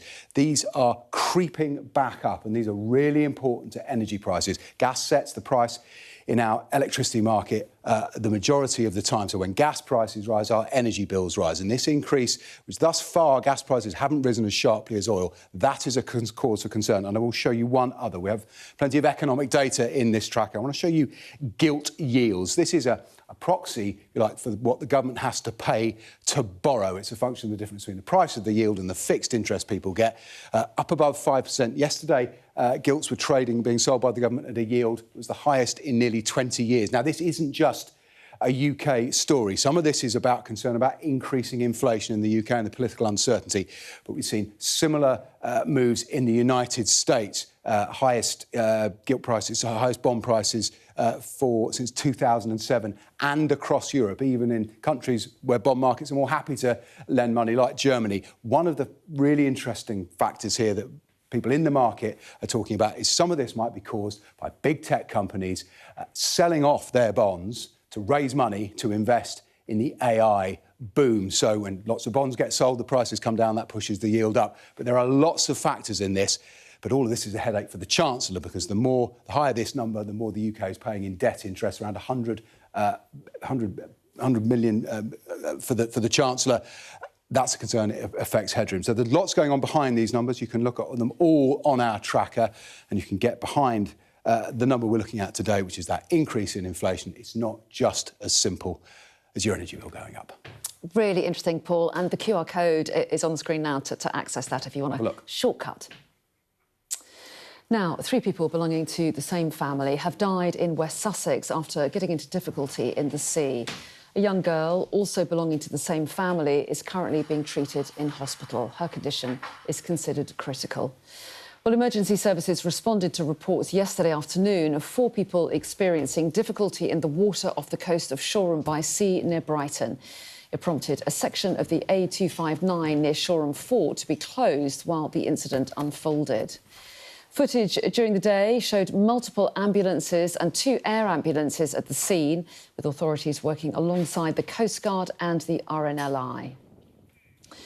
So Molly is here with us, and Molly, really awful story, this. Yeah, really quite awful news, and news which required a huge response from the emergency services yesterday. They were called to reports just before 3 o'clock in the afternoon that 4 people that we now know are from the same family had been struggling in the water. And then we had the very sad news last night that 3 of those people had lost their lives, and that was a couple, a man, a woman, and their teenage daughter, while a 4th person, a younger girl, also from the same family, is currently in hospital, considered to be in a critical condition. You can only imagine what it must be like hearing that news for their family and for the people that are affected, but also for the local community. And that was something that the police were talking about in their statement yesterday evening. This is Chief Superintendent James Collis. I know this incident will have had a profound effect on the community, and inquiries are ongoing alongside our partners to understand the full details. At this point, we believe all 4 entered the water from the land for a swim and sadly got into difficulty. Our partners in His Majesty's Coast Guard have completed an extensive search of the water, and we are not searching for anyone else. Now, on the scene yesterday, we've been hearing from locals, and they've been talking about how the weather conditions really had been slightly different yesterday compared to what we've seen over the last few weeks, saying that the water is having changed from being pretty calm to pretty rough yesterday, and the winds sort of gathering pace and being slightly stronger as well. And people at the scene had been talking about how the waves sort of crash between the harbour walls there. So that gives you an idea of some of the weather and the kind of context. We've also been hearing from the local MP, Tom Rutland, who said, "My thoughts are with the family and friends of those who have lost their lives. And I know the whole community here in Shoreham will be hoping and praying for the recovery of the young girl receiving medical treatment in hospital." Now, clearly, inquiries will continue to try and establish exactly what happened and to look in the details of what happened. Police still appealing for any witnesses who might have seen what happened yesterday afternoon. But incredibly sad news, 3 people losing their lives. That's a couple and their teenage daughter, and that younger girl still in hospital in a critical condition after they got into difficulties swimming in the water yesterday afternoon. Yeah, just so sad. Molly, thanks very much indeed. Now, Queen Camila has spoken for the first time about the visit she made to a cancer support centre just days before news of the King's cancer diagnosis was made public in 2024. So in a video produced in collaboration with the charity Maggie's, which runs the centre, Queen Camila reflects on that visit. I remember coming to see our Maggie's just after the King being diagnosed. Nobody could say anything at the time. That was quite difficult. I almost said something, but, I felt that it wasn't the time to say. Looked at everybody who was suffering and all the relations, and I think it made me realise even more how important these places were. And it was just a week before it became public, and the courage that must have taken for you to make that visit? It wasn't. I was just longing to let it out, but obviously I couldn't. The more open that you are when you're talking about it, the less scary cancer can become. And so if you just keep the lid on it, it can build up. But on that visit, you did sit with some centre visitors, and again, you know, the empathy and support that you were able to offer whilst I was almost questioning them. You know, I didn't want to pry too deeply, but you know, normally when I went in, I was just talking to them. But I don't know, I felt it's much more deep. Later we will be speaking to the Chief Executive of the charity, Maggie, Dame Laura Lee, DBE, who you saw there. That's coming up at 9:40. Right now, though, some of the day's other headlines, and London's ultra-low emission zone, or ULEZ, has been linked to improved lung growth in children. The study by Queen Mary University of London gave more than 3,400 children aged 6 to 9 yearly tests between 2018 and 2022. They found that improved lung growth trajectories were strongly related to air quality improvements. Well, the Mayor, Sadiq Khan, says it's proof he was right to push forward with the scheme. The number of adults contacting the NSPCC helpline with concerns about a child experiencing domestic abuse is at its highest level ever. In the year to this March, the charity says more than 8,400 welfare contacts were made, an 80% increase since the data was first recorded between 2021 and 2022. Cash is expected to make up just 4% of payments in the UK in less than a decade. A study by industry body UK Finance found just 8% of payments were in cash last year. They made up 45% just a decade earlier. Meanwhile, use of contactless cards is on the rise, jumping from 3% of transactions a decade ago to nearly 40% today. Ukraine's sacked defence minister has called for wartime elections, handing Volodymyr Zelensky his biggest challenge to power since Russia's invasion in 2022. Mikhailo Fedorov says Ukraine faces a crisis of governance following corruption scandals which have tainted Zelensky's authority. Ukrainian law, however, prevents elections from being held during wartime. Democracy cannot be a hostage to Russia. We are fighting precisely because we want to remain a free European state. Therefore, we must find a legal, safe and realistic mechanism that will allow Ukraine to restore the full democratic process even under conditions of prolonged war. This is difficult. It is necessary to ensure the right to vote for the military, millions of Ukrainians abroad and people in frontline regions. Now, the Liberal Democrats are calling for the UK to join an EU pact aimed at tackling small boat crossings in the Channel. This comes as new YouGov polling for Sky News shows that Britons want the government to stand up more to France. So when people were asked to think about how the government deals with the issue of migrant Channel crossings, 35% said they wanted the government to stand up to France, but 41% said the UK should cooperate with France. Well, they also answered questions about their perceptions of the extent of the issue, with 40% of people asked saying they thought the number of migrants crossing the Channel in small boats had increased. That's despite Home Office data showing that the number of people who've arrived in small boats so far in 2026 is significantly lower than at the same point last year. And in just a few minutes' time, we will actually be talking to the Liberal Democrats spokesperson, Max Wilkinson, about their plans to stop small boats crossings. That's coming up very shortly. In the meantime, though, let's just tell you about the woman dubbed the mushroom killer, Erin Patterson, who has appeared in an Australian court via video link to appeal her sentence. So she was sentenced to life in prison after killing 3 of her estranged husband's relatives, as well as attempting to murder another. She claims she didn't receive a fair trial. Well, let's find out a little bit more. Nicole Johnson joins me now from Sydney. So, Nicole, get us up to date with what the latest is in this case, then. Well, today we heard from Erin Patterson's team. As you said, they believe that there's been a serious miscarriage of justice and they're calling for her conviction to be quashed. They put forward 7 grounds for appeal, and the one that received a lot of attention and a lot of the focus today was this issue of the jury.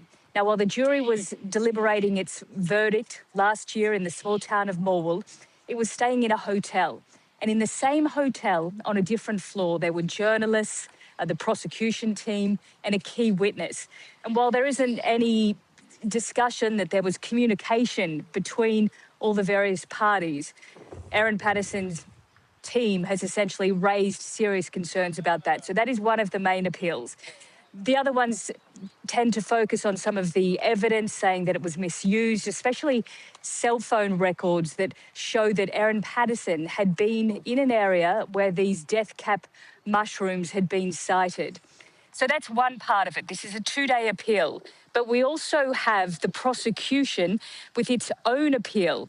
Now, it is calling for the 33-year parole period that Erin Patterson received to be removed. So she would essentially remain in jail for life and not be eligible for parole at the age of 81. So we really have to see how this goes. 2 days of appeals. It could be a long, drawn-out process. This is just the consideration. After that, there would be the actual appeal hearing, and any sort of resolution or outcome of all of this could take weeks or months. But it has put the issue of the mushroom murders in Australia back on sort of certainly Australian and global attention.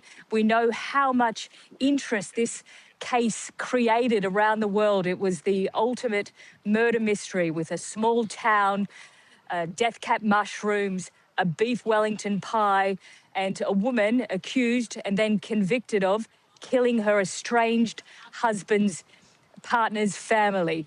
So that's what it's all about. And after a few months of the case being quiet, it's back in the news. Indeed. Well, Nicole, I know you'll keep us up to date with all the twists and turns in that, but for the moment, thanks very much indeed. So let's go back now to the Liberal Democrats' plans to tackle the issue of small boat crossings. I'm joined now by Max Wilkinson, Liberal Democrat Home Affairs spokesperson. Very good morning to you. So at the heart of your plans are you want the UK to join the new pact that the EU has just put into place in the last few months, the Migration and Asylum Pact. So what evidence do you have that that would stop small boat crossings to the UK? Well, we think it's the most likely way that the UK can reduce small boat crossings to almost nothing. And we believe that having a returns agreement and sharing data, biometric data with the European Union, and also having those proper structured routes that the pact would provide is the most likely way to mean that we get on top of the small boats issue. Sorry, go ahead.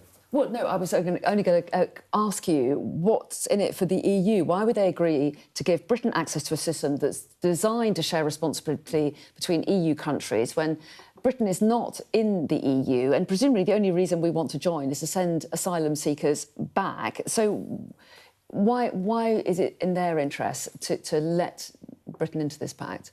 Well, of course, there are impacts in the EU at the moment because there are a lot of asylum seekers who are travelling across Europe and then gathering on the north coast of France, and France is the EU border with the UK. Of course, there is something in it for us and there's something in it for them. At the moment, we're paying around about £5 billion or up to £5 billion per year to house and look after asylum seekers in this country.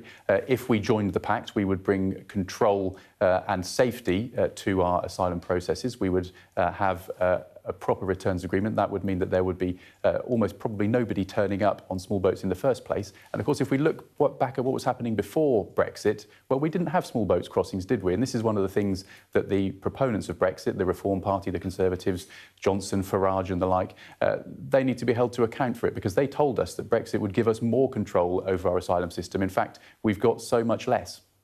You say we had no small boats crossings. We had people arriving in lorries. And then people clamped down on the gangs organising that and they changed their tactics.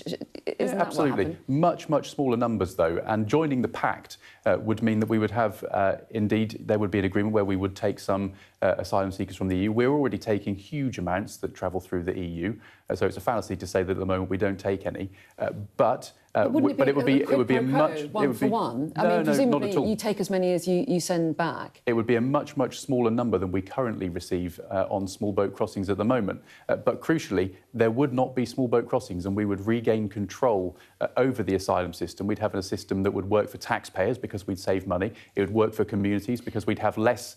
We would have less pressure on things like asylum hotels and MOD bases. It would be fairer for asylum seekers too, because at the moment they're travelling via dangerous routes. And there is one key important point here, Anna, that at the moment I get raised with me on the doorstep whenever I'm out canvassing. It's that people are travelling from one safe country to another, to another, to another, and then trying to claim asylum in the UK. The pact means that asylum seekers would have to claim asylum and be processed in the first EU safe country that they reach. And that means that actually we're bringing that structure, control and order and safety to the system, which Brexit has deprived us of. When you say that you'd have no small boat crossings, I mean, how do you come to that conclusion? Well, because why would they just stop? Just because there's the prospect of some being sent back if they well, because they would be sent back, and there would be returns agreements with the EU. We don't have those agreements since Brexit. And actually, if you compare what we're suggesting to what the Reform Party is suggesting, which is deploying the Navy in the Channel, taking the Navy away from its important defence work to ask it to point itself towards dinghies, that is absurd and it is irresponsible.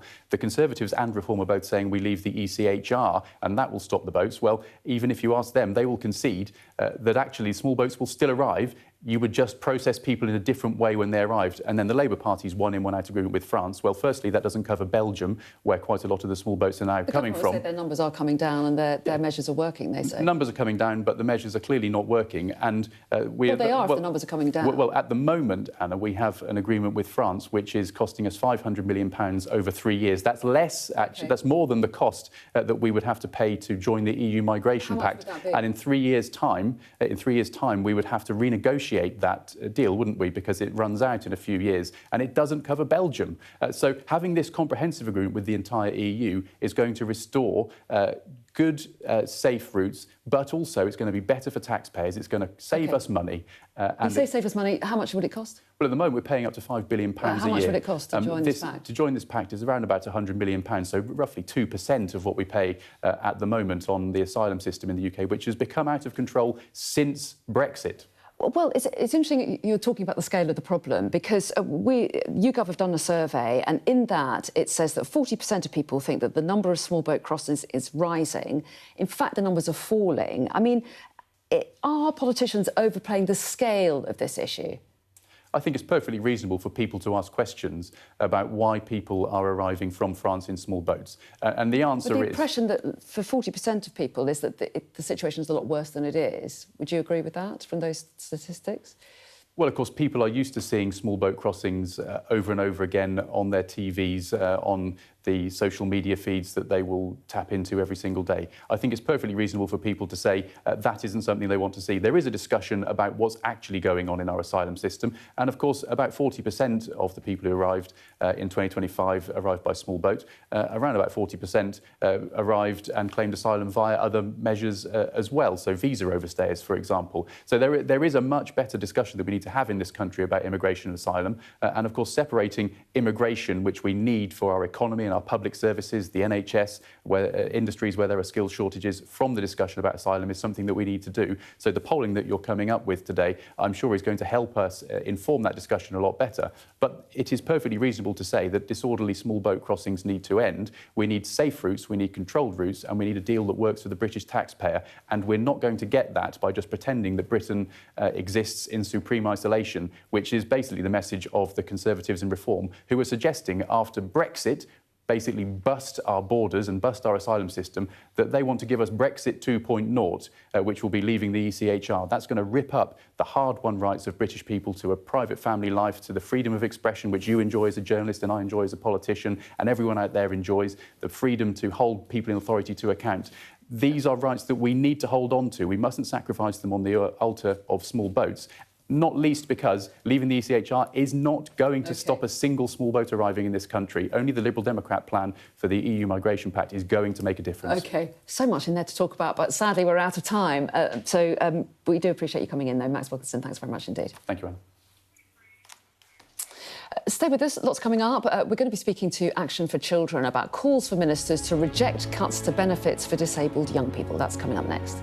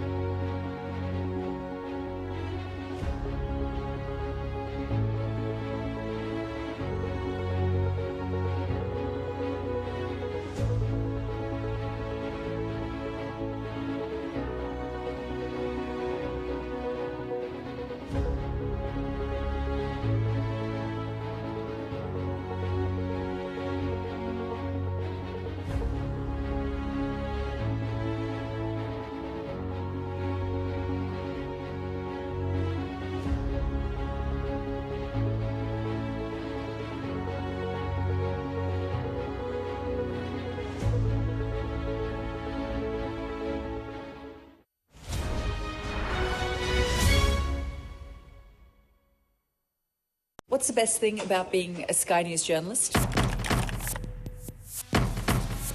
Who's funnier? Being a Sky News journalist.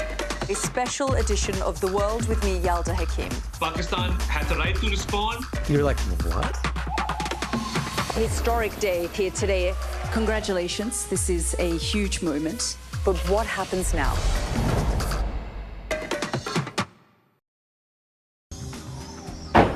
Hear that whistle and that crunch. We know that they're coming from the south of the city where there's a column of Russian armoury. I'm Alex Crawford and I'm Sky's special correspondent based in Istanbul. Look at that sheet of flames, and that has happened within minutes, and now it's coming from both sides and it's moving this way.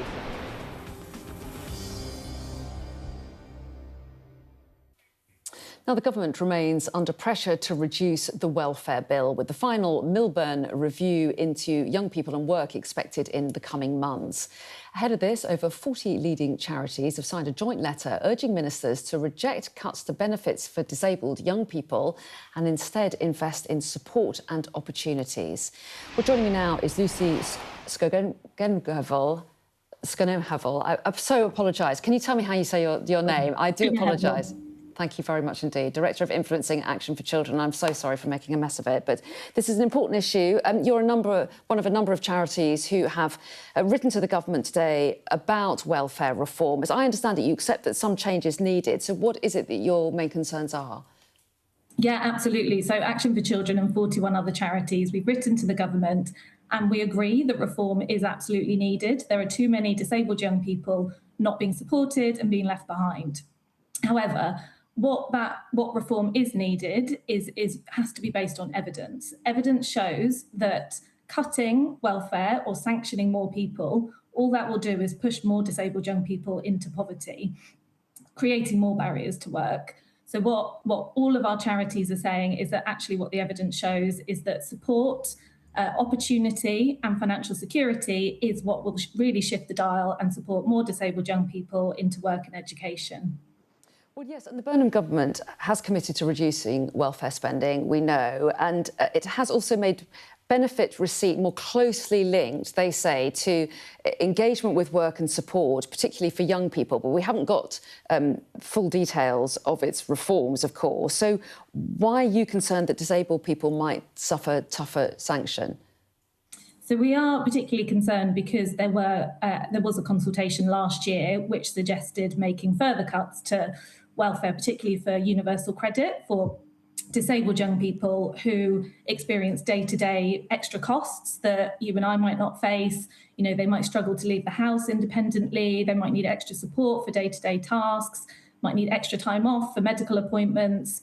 And what we're concerned about is that with Alan Milburn's report that's due to come out in the autumn, recommendations might include a whole range of measures which we're really looking to support, which we hope will include further investment into employment support, early intervention, but also really crucially, keeping that financial security for disabled young people who need that in order to be able to participate in work and education.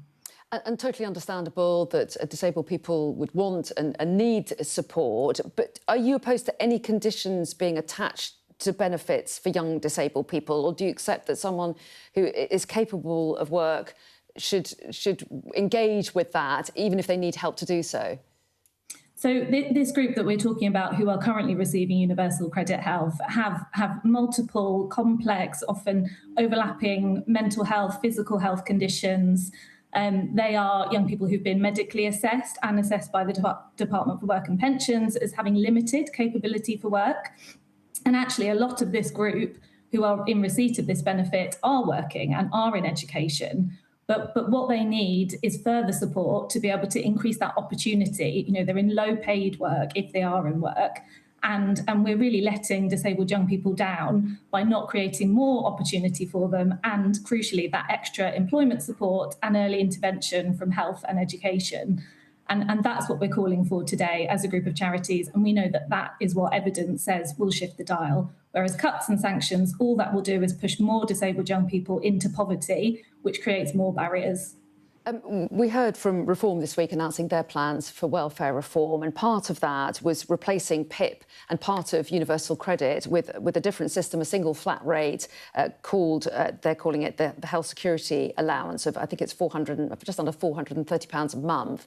Robert Jenrick has said that the most vulnerable people would be protected, but what's your reaction to those proposals? Well, I think everyone is in agreement that reform is needed and change is needed. I think the big concern is what that shift should look like. And what we're really concerned about is that the bar is already very high for disabled young people claiming PIP and claiming universal credit health. And people already have to jump through hoops, often having to go to tribunals to be able to appeal and then get the benefits that they need and deserve to be able to cover the extra costs of their disabilities. So this is why we need to look at the evidence of what actually works here. Cutting and sanctioning, there is no evidence that will support more disabled young people into work. Whereas what we see as charities every day through our services, through our day-to-day support with disabled young people, is that early intervention, really supporting them and wrapping that support around them and creating opportunities where employers are supportive and inclusive, that's what will shift the dial. Well, Lucy Skonohevel, thank you so much for talking to us this morning. We do appreciate it, from Action for Children. Thank you. Thank you. Now, as artificial intelligence makes its way into every aspect of our lives, some in China are taking it a step further. More and more people are opting for digital or AI-based companionship over human-to-human interactions. Our Asia correspondent, Helen Smith, reports. In an ordinary shopping centre, this is a somewhat extraordinary event. A place for fans and fantasy. A place for flirtation too. The people here are all followers of a Chinese video game called Love and Deep Space. What you can't miss is the collection of cosplayers. In the game, users adapt storylines to develop romantic relationships with these figures. Here, that virtual love is embodied, enacted, embraced. This is the character they're celebrating. Hold me. Raphael, a protagonist in Love and Deep Space. What should I do? It's a phenomenon that blends action with virtual relationships. There was no applause, but the audience was thrilled. At multiple points, it's been China's most downloaded game. Amongst the hundreds, we meet a young woman called Xiao Lu. She's 26 and works in the automotive industry. For her, this game is not just a pastime. She considers herself to be in a relationship with Raphael. 他虽然说作为一个游戏里面的虚拟人物吧，但是，他也起到了对于我来说一定的陪伴作用。我不太能去认识新的朋友，然后突然一个这样的一个，就可以说是虚拟人物吧，他的出现，然后我觉得刚好可以填满这一部分的空缺。Would you like to have a boyfriend in the real world and maybe get married one day? 不要，那 Do you feel in love with Raphael? 对，当然，哎，同样我在他那里也可以感受到他对我的爱。 We have 10 people for making the app. Yeah. But others out there are raising the stakes, raising the sophistication, companionship products that are adding AI. I love the fact that you've just got them in your lobby. Yeah. This company in South China is just one such example. Can we go in? Yeah, sure. Please. In the testing room. Oh, wow. A real sense of how far this technology could go. That's our whole body robot. Wow. They say this doll will interpret your emotions, remember what you've told it, and respond to human touch. My love, come here. I'll give you the biggest hug ever at Fuse. Biggest hug ever. Okay, here we go. Oh. I love VW. There you are, my love. A blending of robotics with companionship AI and a notably wide-ranging ambition. And is it possible to have sex with this doll? That's also a part of companionship. We will make it as an option if people want it. Are you worried about it replacing human-to-human relationships? Because is there a danger that people could become very reliant on this? Somebody might say that, but it's even more dangerous that people only talk to AI in virtual life, but not face-to-face in physical life. Guardrails for vulnerable users is something companies say they take seriously. But the Chinese government is taking no chances. Stringent new legislation now makes AI companions here more regulated than almost anywhere else. There's no denying China is one of the most exciting places in the world right now when it comes to AI innovation, and there is genuine energy and enthusiasm for it. But there are also conditions about this country that offer some cause for concern. The economy here is really tough on young people. There is a serious shortage of jobs and a relatively well-documented rise in isolation and loneliness. And the government here are also really worried about a major drop-off in the birth rate, with many young women citing economic and social pressures as reasons why they don't want to have children. So the question is, how far is the popularity of digital companions a symptom of these social problems? And how far could they be making things worse? 一般就是2个小时左右，因为我们会去先化妆。 然后准备衣服。 Hao Qi is well placed to answer that question. She's a medical student, but today she's getting ready to take a client on a date. A paying fan who wants to spend time with a real version of her virtual boyfriend. This is a video from one of her previous dates. The client, she says, dictates the terms, the treatment, the food, the outfits. A craze, she says, that spurs both community and isolation. Have you ever been on a date where you felt really worried about someone, that they were lonely or that their mental health wasn't good or that they were really unhappy? 会有的，就是他们，就是包括我的有些单主，他们见到我，就是会先拥抱我，然后。 会说哦，我最近很难受，你还是感觉到他还是很依恋这个角色的。China is not alone in grappling with these questions, but it is a place especially open-minded to digitalization. The most modern of crazes, the most modern of moral minefields. Helen Ann Smith, Sky News in Beijing.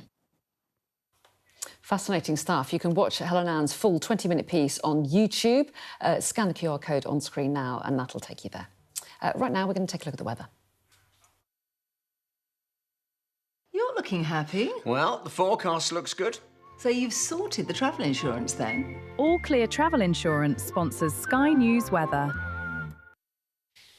Well, it's going to turn cooler this week with showers becoming more widespread, some heavy with hail and thunder. There'll be sunny spells and showers this morning, some heavy with hail and thunder and some more prolonged rain in the southeast for a time. The showers will be concentrated over Ireland and northern parts of the UK, fairly isolated elsewhere, and it'll be a bit cooler in the south and breezy generally. Well, the afternoon will take showers across the south, but the majority will be in the north and the west, and further thundery downpours are likely. All Clear Travel Insurance proudly sponsors Sky News weather. Coming up next, we're going to take another look at the morning's newspapers in our news review with our reviewer this morning, Matthew Stadlen. What's the best thing about being a Sky News presenter? Perfect. Let's bring you some breaking news. Being a Sky News presenter. I began by asking, Thank you so much. trusting us to tell her story. The battle for number 10. Sky News has been given exclusive access. Let me give you a sneak peek. It was the day those present would never forget. Why did you decide to open up and tell your story? I'm James Matthews and I'm Sky's US correspondent, based here in Washington, D.C. James Matthews from Sky News. Can I ask, why was Ghislaine Maxwell invited to your daughter Chelsea Clinton's wedding in 2010? Maria, did you offer to President Trump your Nobel Peace Prize? I presented the President of the United States the medal. Free, wherever you get your news. Bang, bang. You can hear it hitting the windows. Our houses are okay. As bad as all of this is, it could have been much worse. Today, this land they call sacred is at the heart of America's electric car revolution. Commute to sacred ground. David Cameron says that you should vote through funding for Ukraine. What do you say to that? I really don't care what David Cameron has to say. Did you stay at the apartment of Jeffrey Epstein? I'm not answering any questions about him. I've covered some of the biggest stories in the world. Mr. Patel, did you endanger public safety when you said the killer was in custody? Mr. Hexter, does your past behaviour make you unfit to serve? Escort coming out! San Quentin houses America's largest death row. They rarely allow cameras onto the condemned block. James Matthews, Sky News. It's one step closer to getting out, to getting off death row. Sky News. Get the full story first. Mr. Trump, James Matthews from Sky News. Hey, James. Mr. Musk, has your ignorance and ego cost Ukrainian lives? Vladimir Putin calls you outstanding. What do you call him, sir? James Matthews from Sky News, Mr. Mamdani. I have to be honest, when you said you were from Sky News, I just got very excited. Could you repeat the question one more time? The best thing about being a Sky News journalist? I'm going to take you behind the scenes here for Election Night Live. They have gone up and up. Being a Sky News journalist. Ed Conway, Sky News, is anyone going to talk to us? Mortgage rates did go up very sharply during your time in office. Here it is. First off, just the scale of what we're looking at. Our data shows it's been happening. Question is, why it hasn't been stopped. So time to take another look through the papers this morning in our news review. This morning I'm joined by journalist and broadcaster Matthew Stadlen once again. Good morning. Hi there. So we're going to take a look at the Telegraph to kick off this hour, and they are focusing on the King and his cancer diagnosis because we've had a few more details today, haven't we? Yes, and this is because the Queen has been making a 30th anniversary video for Maggie's, which is a cancer support charity. Obviously, I'm sure does really, really good and important work. And she was actually, I think, opening one of their centres a couple of years ago, 2.5 years ago, in the days before it became public knowledge that the King had cancer. And I think, in a way, for me, the most revealing... It's not surprising that the King said he would cope and that he took this as well as I'm sure he did, because he's a man of strength, I'm sure. But what struck me was how the Queen had been tempted almost to tell others about it and frustrated that she couldn't. And this resonates with me, and I'm sure many viewers, because although lots of people are really private and they bottle things up and they want to keep things on the down low, I think when you're struck by something like that, such an important diagnosis or indeed grief, those really big life events, you want to talk to people about it because it lightens the load, it helps you, it certainly helps me to process it. I think talking about stuff, obviously not a mental health expert, but I think it really, really helps. Yeah. And so when the Queen says that, I think people will listen. I think that's right. And let's look at the Express as well, because it's on their front page too. Yeah, they focused on that. To tell someone that the King had cancer. And I think Maggie's is a support charity. A lot of people say it does incredible work. And a lot of the focus is on the fact that it's not just the patient, but the whole family is affected. And this is a reminder. And this will resonate with a lot of people who are dealing with a diagnosis in their family, you know, because there are lots of pressures on them as well. I think one of the functions, actually, today of the royal family, we know it's had a bit of a popularity crisis in recent times, but one of, I think, its really important roles is that we see ourselves, to an extent, reflected in them when we hear their stories, because they're, of course, even though hugely privileged human beings, after all, makes me think of Greek tragedy, Shakespearean tragedy, when the leader of a state or a country, when something bad happens to them, we're kind of all implicated, we all feel the aftershocks, and this is the modern-day equivalent of that. We see ourselves, to some extent, reflected in them.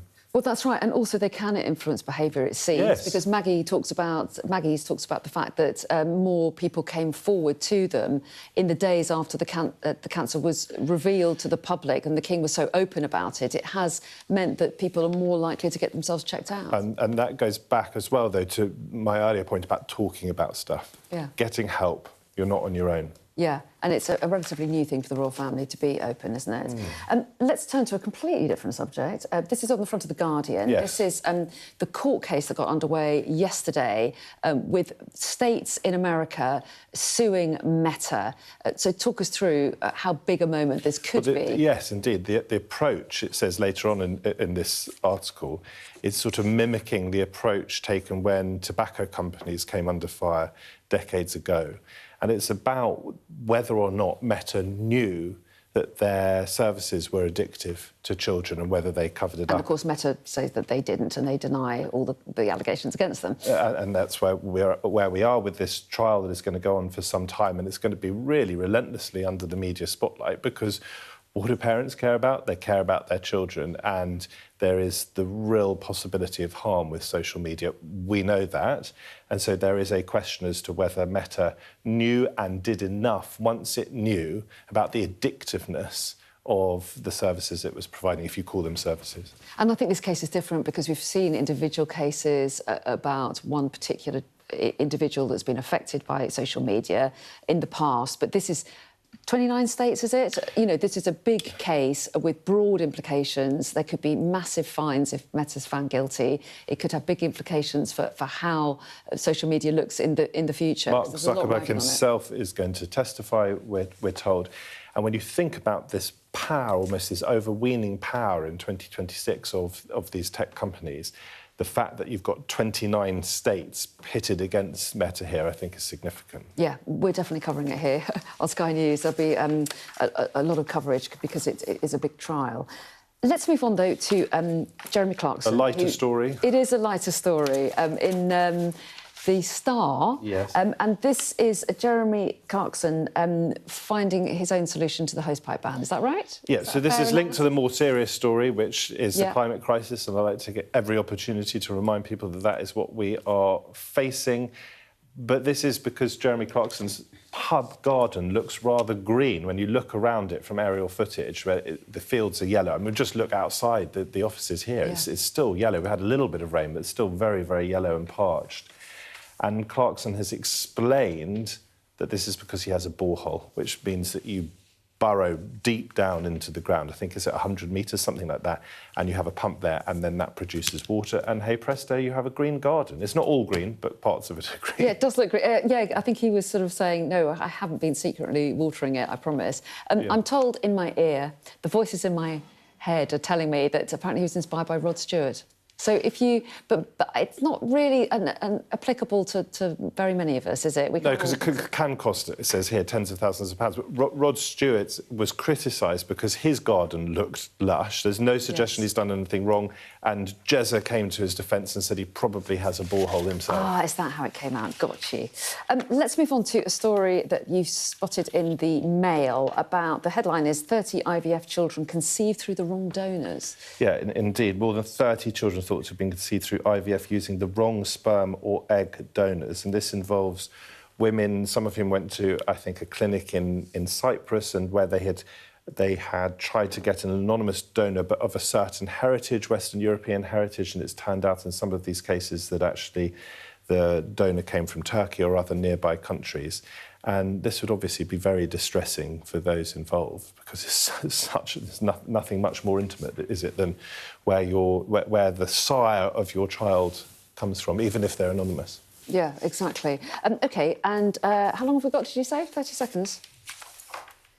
OK, what do we reckon? Do you want to talk fugitive Labradors? I've got masks. Let's do masks. Very quickly, masks. Go ahead. So we all remember masks from the about fugitive Labradors. Well, you can talk about them. No, I don't know anything about it. Go OK, ahead. so we can talk about masks just very quickly, because it's been so dusty. And when on the festival circuit, which is alive and kicking in August, festival goers have been really worried about the dust, and when you've got loads of people jumping up and down dancing, the dust comes up and it can potentially be quite dangerous. And so festival goers have been wearing masks to try and mitigate this, and some of them have been turning their masks, as you can see, into fashion accessories. Oh, how fascinating stuff. And while you were saying that, I was hanging on your every word, but I was also taking a quick look at the fugitive Labradors in case I've piqued somebody's interest. You can't mention Labradors and then not talk about them. Well, exactly. So this is, I think we've actually got 30 seconds. This is in the Telegraph, and it's about a dog that went missing, and you can tell me how it was found? Well, I think this dog, and I'm not fully across this story, but I think this dog revealed where its owner actually was hiding away, a fugitive owner. Oh, I see. So the dog was actually on the side of the state, it turned out, inadvertently, rather than the owner. It had crossed sides. Indeed. Got you. I'm so glad we cleared that up. Matthew, lovely to see you this morning. Thanks very much indeed. Stay with us for all our headlines in a moment.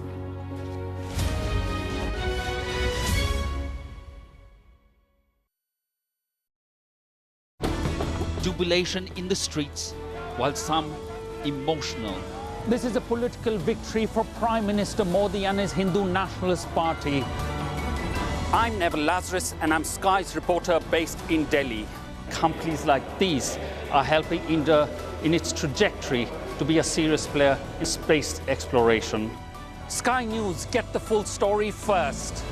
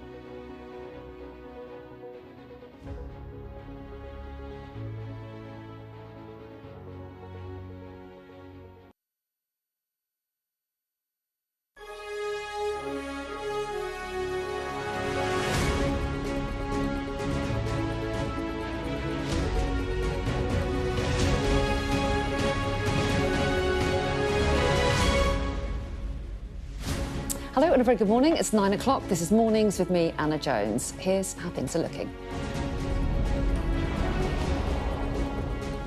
The Housing Secretary promises all those sleeping rough a place to stay by Christmas Day, but there's less clarity on how long for.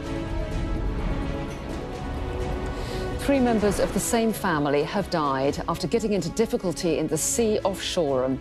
Another is in a critical condition.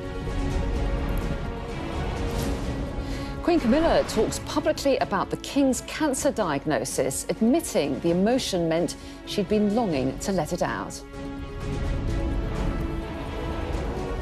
And we look at the phenomenon of virtual love in China as declining birth rates cause concern for the government.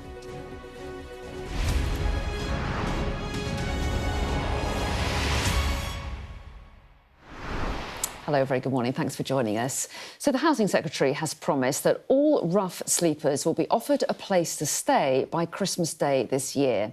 Angela Raina is pledging over £100 million to help those sleeping on the street.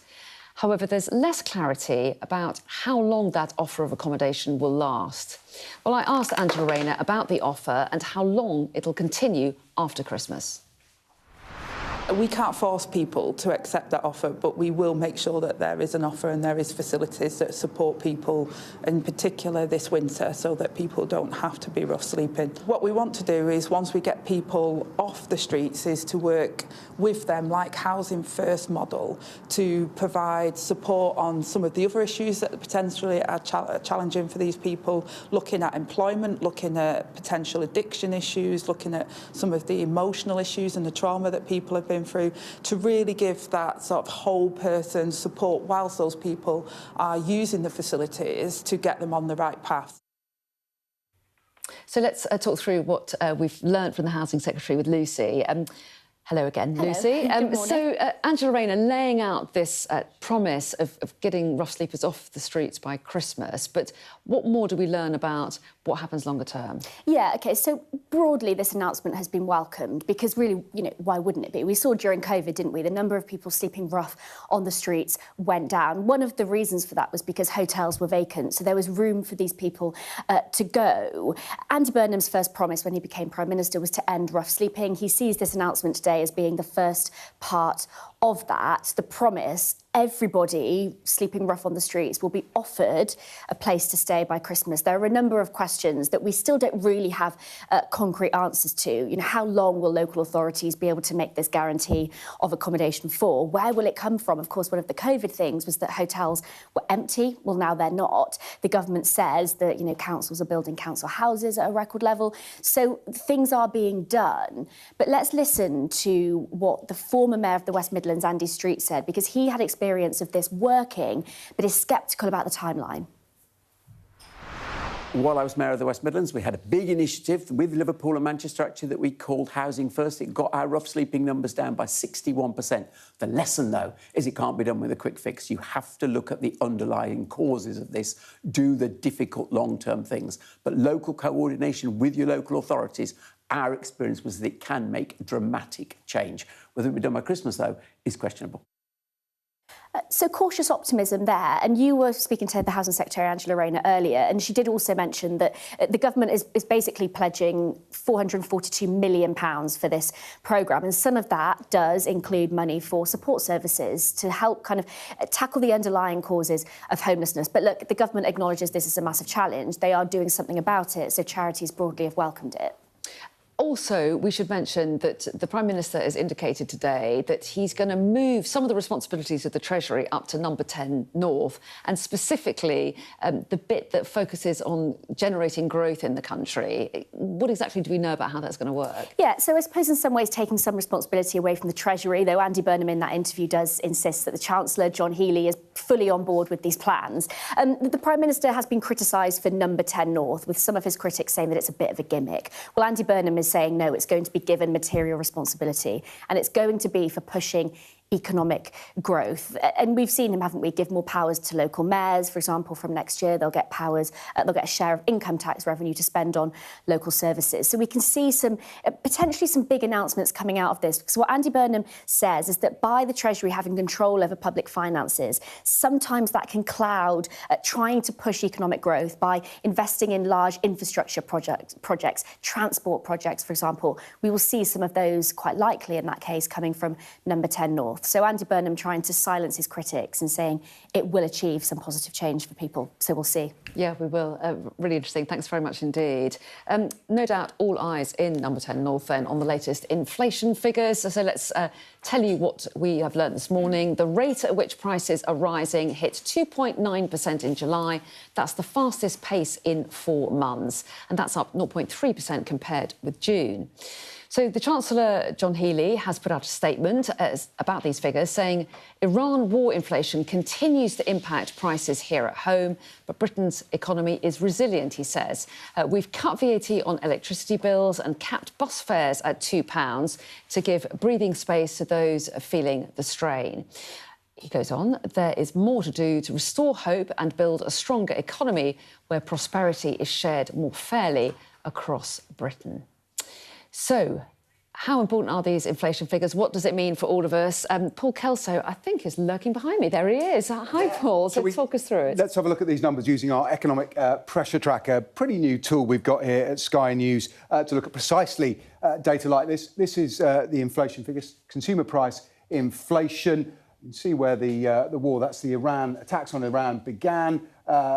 Inflation has climbed from June to July, 2.9%, up 0.3%, entirely expected and actually entirely predictable, because this figure, when we get to this one, the month after a energy price cap change, it's reflected immediately in inflation. This is what happened to the energy price cap. A slightly confusing chart because Ofgem have changed the way they calculate it, but essentially it was falling and then the war began and it's pushed up. You can see the cap at the moment, about £1,660 average use, and the forecast is that it's going to continue rising into the year. Some things that were working against that, though, and bringing the inflation number down, well, one of them was petrol prices and diesel prices. They're on their way up at the moment. That's the price today. But if we look in July, when these figures were calculated, fuel was actually falling because the oil price was descending. There was the talk of the peace deal, which slightly stabilised the energy markets. We can look at those energy commodities. I won't look at oil, but I will look at natural gas. I think it's worth us having a little look at this and being aware of it. Natural gas prices are on the way up, 156p. They've been marching up. They haven't risen as fast as oil prices. There's not been as dramatic an effect from gas prices, which really does feed very directly into our energy prices, particularly electricity. So the fact they are on the way up now does not bode well. We'll have to keep a close eye on that as we move on. Another thing to keep a close eye on, and the Chancellor will be looking at, will be some of the economic data. Here's our economic data. Gilt yields. These are a proxy, essentially, for what it costs the government to borrow. The UK is paying about £100 billion a year in debt interest.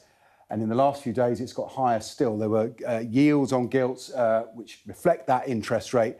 Yesterday, the highest in 20 years. Now, this isn't just a UK issue. In the US, highest yields on 10-year bonds since 2007, and across Europe. It's an international problem, concern about the amount of debt in national economies. Also an interesting factor, concern that big tech companies and AI investors are selling off bonds to raise the cash they need to invest in AI infrastructure. So there's lots that goes in to gilt yields and the cost of debt. But the net result is it's something the Chancellor has to watch very, very closely, something the Bank of England will watch too. This is where the base rate is at the moment, 3.75%. The markets expect, despite these inflation figures, that to be held in September. The assumption now is that there will be a rate rise this year, but the final decision on that will, of course, depend to a big degree on what happens to this inflation figure from here. The Bank of England, everybody else expects it to rise this year. How far, how sharply, and what underlies that figure will determine what happens to rates. And you can keep up with all of this on our app, on our website, and we'll bring it to you here on screen too with our inflation, our economic data tracker. It's a really useful tool to help understand the numbers behind the headlines we give you from day to day. Paul, really interesting. And we're going to be talking a little bit more about those inflation figures with a financial educator shortly. Now, 3 people belonging to the same family have died in West Sussex after getting into difficulty in the sea. A young girl, also belonging to the same family, is currently being treated in hospital. Her condition is considered critical. Well, emergency services responded to reports yesterday afternoon of 4 people experiencing difficulty in the water off the coast of Shoreham by sea near Brighton. Emergency services responded to reports yesterday afternoon of those people having difficulties. Footage during the day showed multiple ambulances and 2 air ambulances at the scene, with authorities working alongside the Coast Guard and the RNLI. So let's find out a little bit more from Molly. And Molly, this really is the most terribly sad story, isn't it? Yeah, it really is. Incredibly sad news. A really shocking incident which required a huge response from the emergency services yesterday afternoon. They were called to reports just after 2:30 in the afternoon that 4 people that we now know are all of the same family were struggling in the water. If you know the area, it's sort of on that coastline directly between Worthing and Brighton. And then it was late last night, about 9:30, that we had the news from the police that 3 of those people, a couple and their teenage daughter, had died, had lost their lives after struggling in that water. And a 4th person, also of the same family, a younger girl, is in a critical condition in hospital. We had an update, as I say, late last night from the police, who were sort of reflecting on the impact and the shock that this will cause in the community. Let's hear a clip of him. I know this incident will have had a profound effect on the community, and inquiries are ongoing alongside our partners to understand the full details. At this point, we believe all 4 entered the water from the land for a swim and sadly got into difficulty. Our partners in His Majesty's Coast Guard have completed an extensive search of the water, and we are not searching for anyone else. Now, on the scene yesterday, we were hearing from locals that had described the sort of changing weather conditions, saying that the water there, normally quite calm, had actually become really quite choppy in recent days. We saw those weather conditions changing, and particularly strong winds as well. So that gives you a sense of the weather conditions that they were facing yesterday. We also heard as well from the MP, Tom Rutland, who said that his thoughts are with the family and friends of those who lost their lives. He knows that the whole community in Shoreham will be hoping and praying for the recovery of the young girl who, as I say, is receiving medical treatment in hospital. Clearly, the inquiries will continue. We saw a massive response from emergency services yesterday as they try and establish exactly what happened. Police as well appealing for any witnesses who might have been on that stretch of coastline between Brighton and Worthing yesterday. But the news overnight that 3 people of the same family have lost their lives after struggling in that water, and a 4th, a little girl, is struggling in hospital in a critical condition. Molly, thanks very much indeed. Now, Queen Camila has spoken for the first time about the visit she made to a cancer support centre just days before news of the King's cancer diagnosis was made public in 2024. In a video produced in collaboration with the charity Maggie's, which runs the centre, Camila reflects on that visit. I remember coming to see our Maggie's just after the King being diagnosed. Nobody could say anything at the time. That was quite difficult. I almost said something, but, you know, I felt that it wasn't the time to say. Looked at everybody who was suffering and all the relations, and I think it made me realise even more how important these places were. And it was just a week before it became public. And the courage that must have taken for you to make that visit. It wasn't. I was just longing to let it out, but obviously I couldn't. The more open that you are when you're talking about it, the less scary cancer can become. And so if you just keep the lid on it, it can build up. But on that visit, you did sit with some centre visitors, and again, you know, the empathy and support that you were able to offer whilst... I was almost questioning them. You know, I didn't want to pry too deeply, but, you know, normally when I went in, I was just talking to them, but I don't know, I felt it's much more deep. Well, let's cross to our royal correspondent, Laura Bundock, now. Hi there, Laura. Really interesting to hear from the Queen there, being very open about her emotions at the time, before she was able to talk about the King's diagnosis.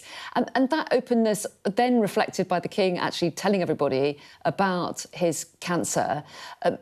What impact has that had, and this openness had, on people who might be suffering the same thing? Well, clearly hearing there from the chief executive of Maggie's, that brilliant cancer charity, Dame Laura Lee, saying, it makes a big difference when you have high-profile people speaking out. But in terms of numbers as well, they've noticed a 12% increase in the number of male visitors to Maggie's cancer centres up and down the country. There are 27 in total now. And since the King went public, it seems that more men are now engaging in the really amazing services that Maggie's offers. It's a very holistic support that they offer to people and their families and loved ones who are going through cancer treatment. But I think it was interesting, wasn't it, to hear Camilla, the Queen, speaking so openly, so personally and so candidly about how she was feeling around the time of the King's cancer diagnosis. It's the first time we've heard her speak about this, and I think it says a lot that it was just 5 days before the world knew the King had cancer that she went on this engagement to open one of the centres in North London, the Royal Free Hospital. But clearly this engagement at that particular moment took on such a different, such a deeper meaning for her. She did admit it was difficult being there. And as we heard her saying, it made her realise just how important the centres were. And I think the fact that she couldn't say anything, she said, I was longing to let it out at that point. But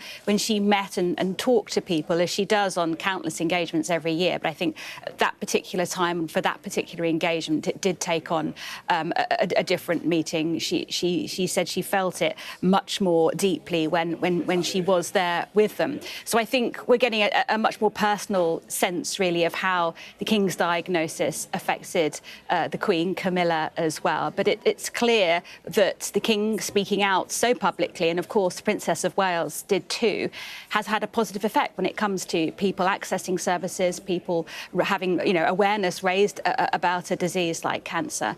And I think it has made a positive difference. And I'm sure that's why Camilla, who's been president of this charity since 2008, it's one of the first things she kind of took on when she took on this role, the royal role, shows how important and how much Camilla knows the importance of what Maggie's does. Laura, thanks very much indeed. And in fact, we are going to be talking about this again later this hour, because we will be speaking to the chief executive of Maggie's, Dame Laura Lee. So do stay with us for that.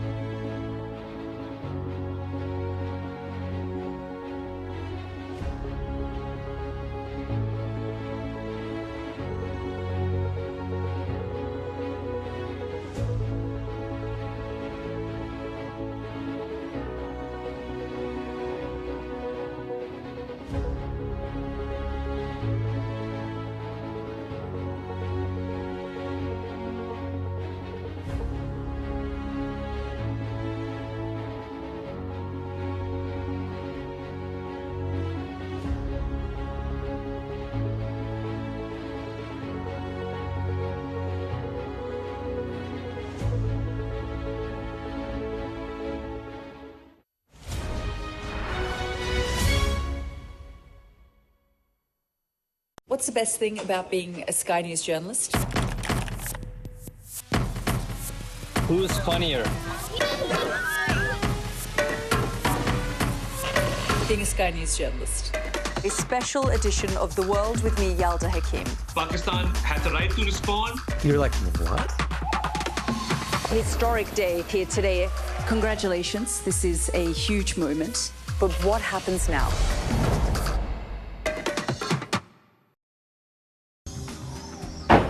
Hear that whistle and that crunch? We know that they're coming from the south of the city where there's a column of Russian armoury. I'm Alex Crawford and I'm Sky's special correspondent based in Istanbul. Look at that sheet of flames, and that has happened within minutes, and now it's coming from both sides and it's moving this way.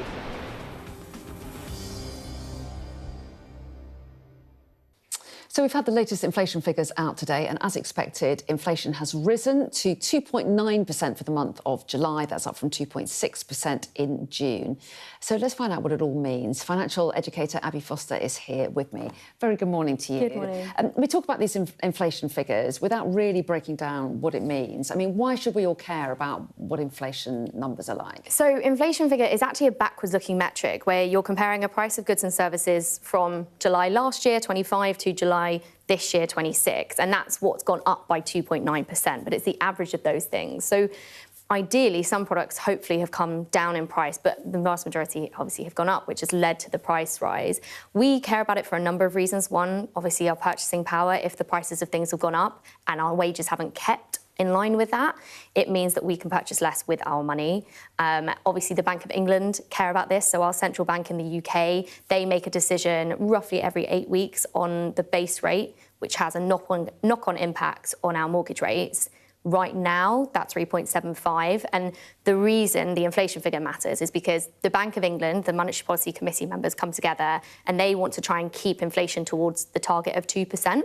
And if inflation is going steadily up, so it's risen from 2.6% last month to 2.9%, it signals to the Bank of England that they might need to adjust their interest rates to try and bring that inflation back down. So they'll put them up to try and bring inflation down, and that will have an impact on people's mortgage costs. It will. It can have a direct impact on their mortgage costs. Obviously, it's great for savings, because ideally it means savings rates go up, but for the majority of people, the thing they care about is their mortgage rates going up, and if they're on, a variable, it'll mean it'll go straight up.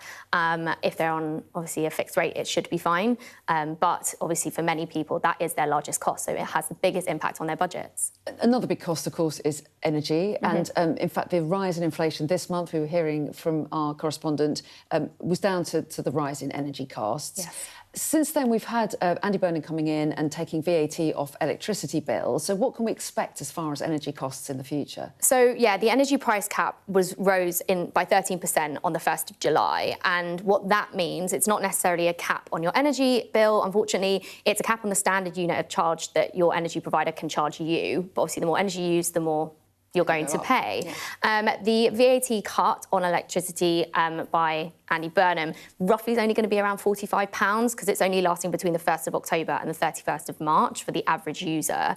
But I would say there's probably some speculation already that in the budget he may want to continue that because energy prices are a huge problem for everyone. And like you said, the 13% rise on the price cap has led majority to this 2.9% rise in inflation.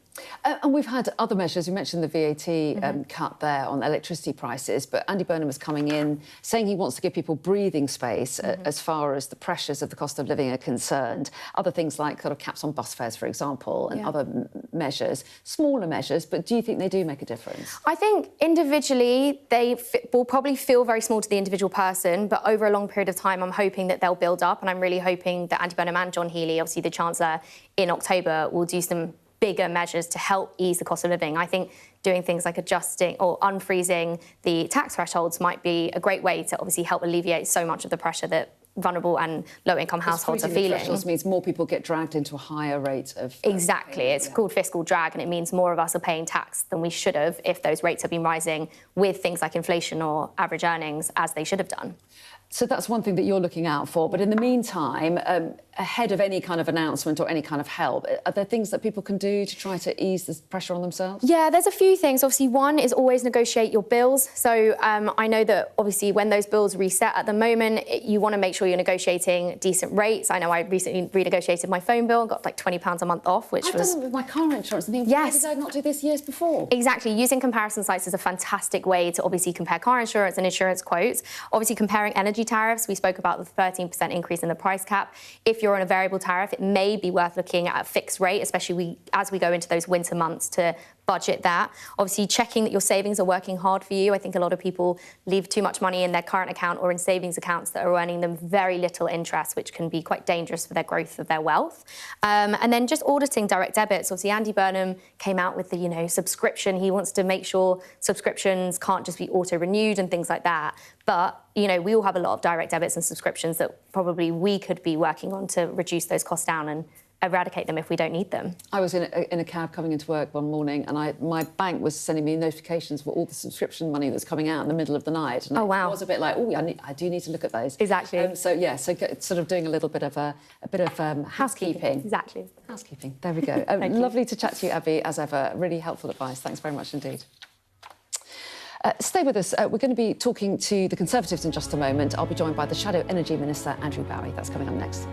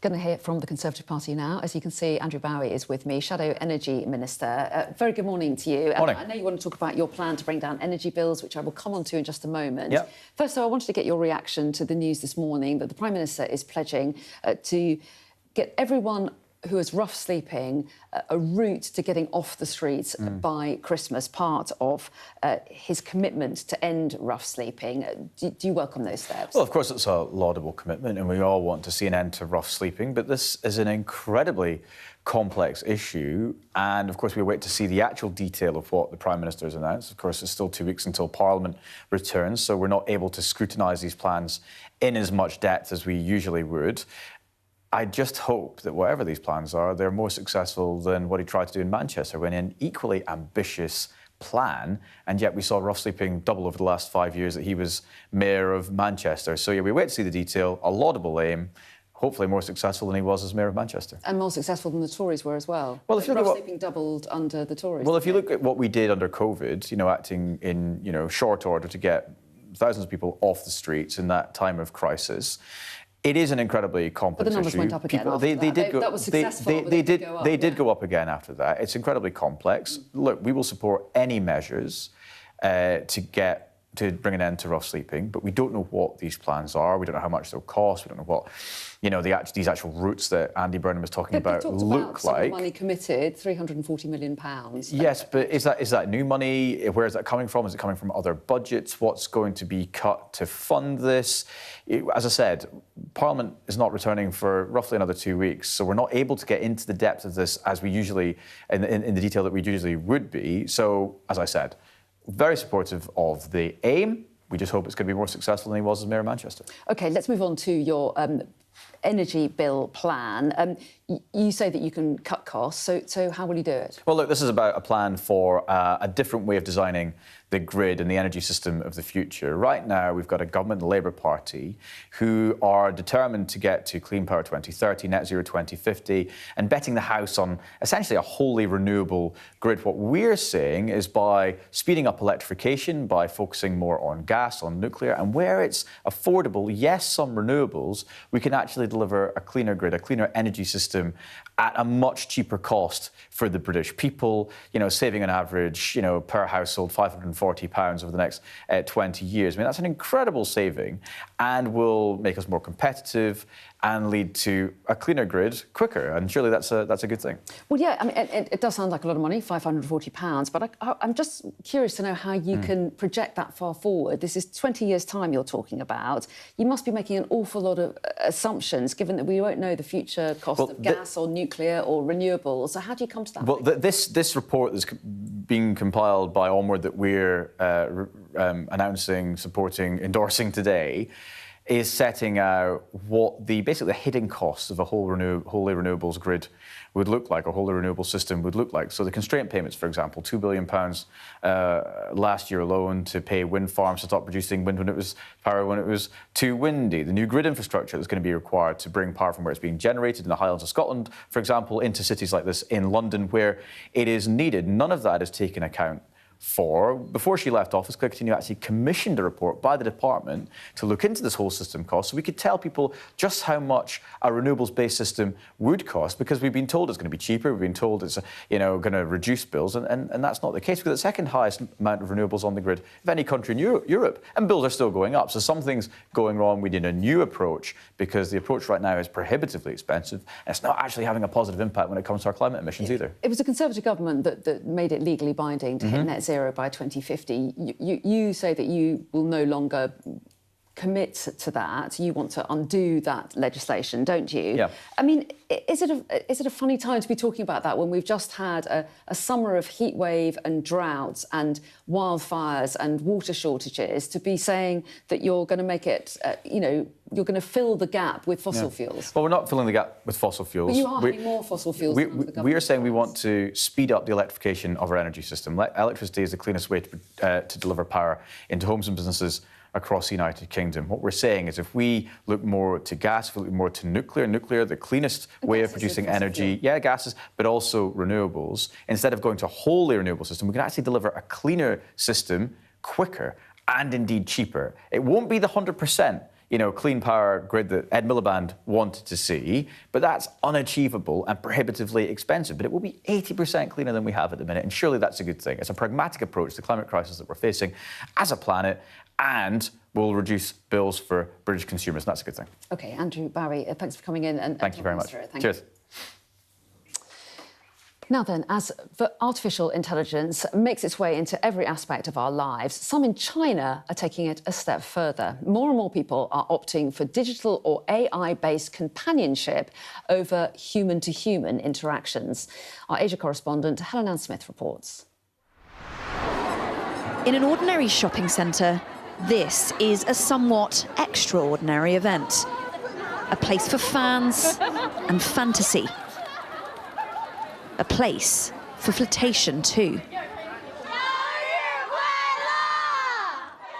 The people here are all followers of a Chinese video game called Love and Deep Space.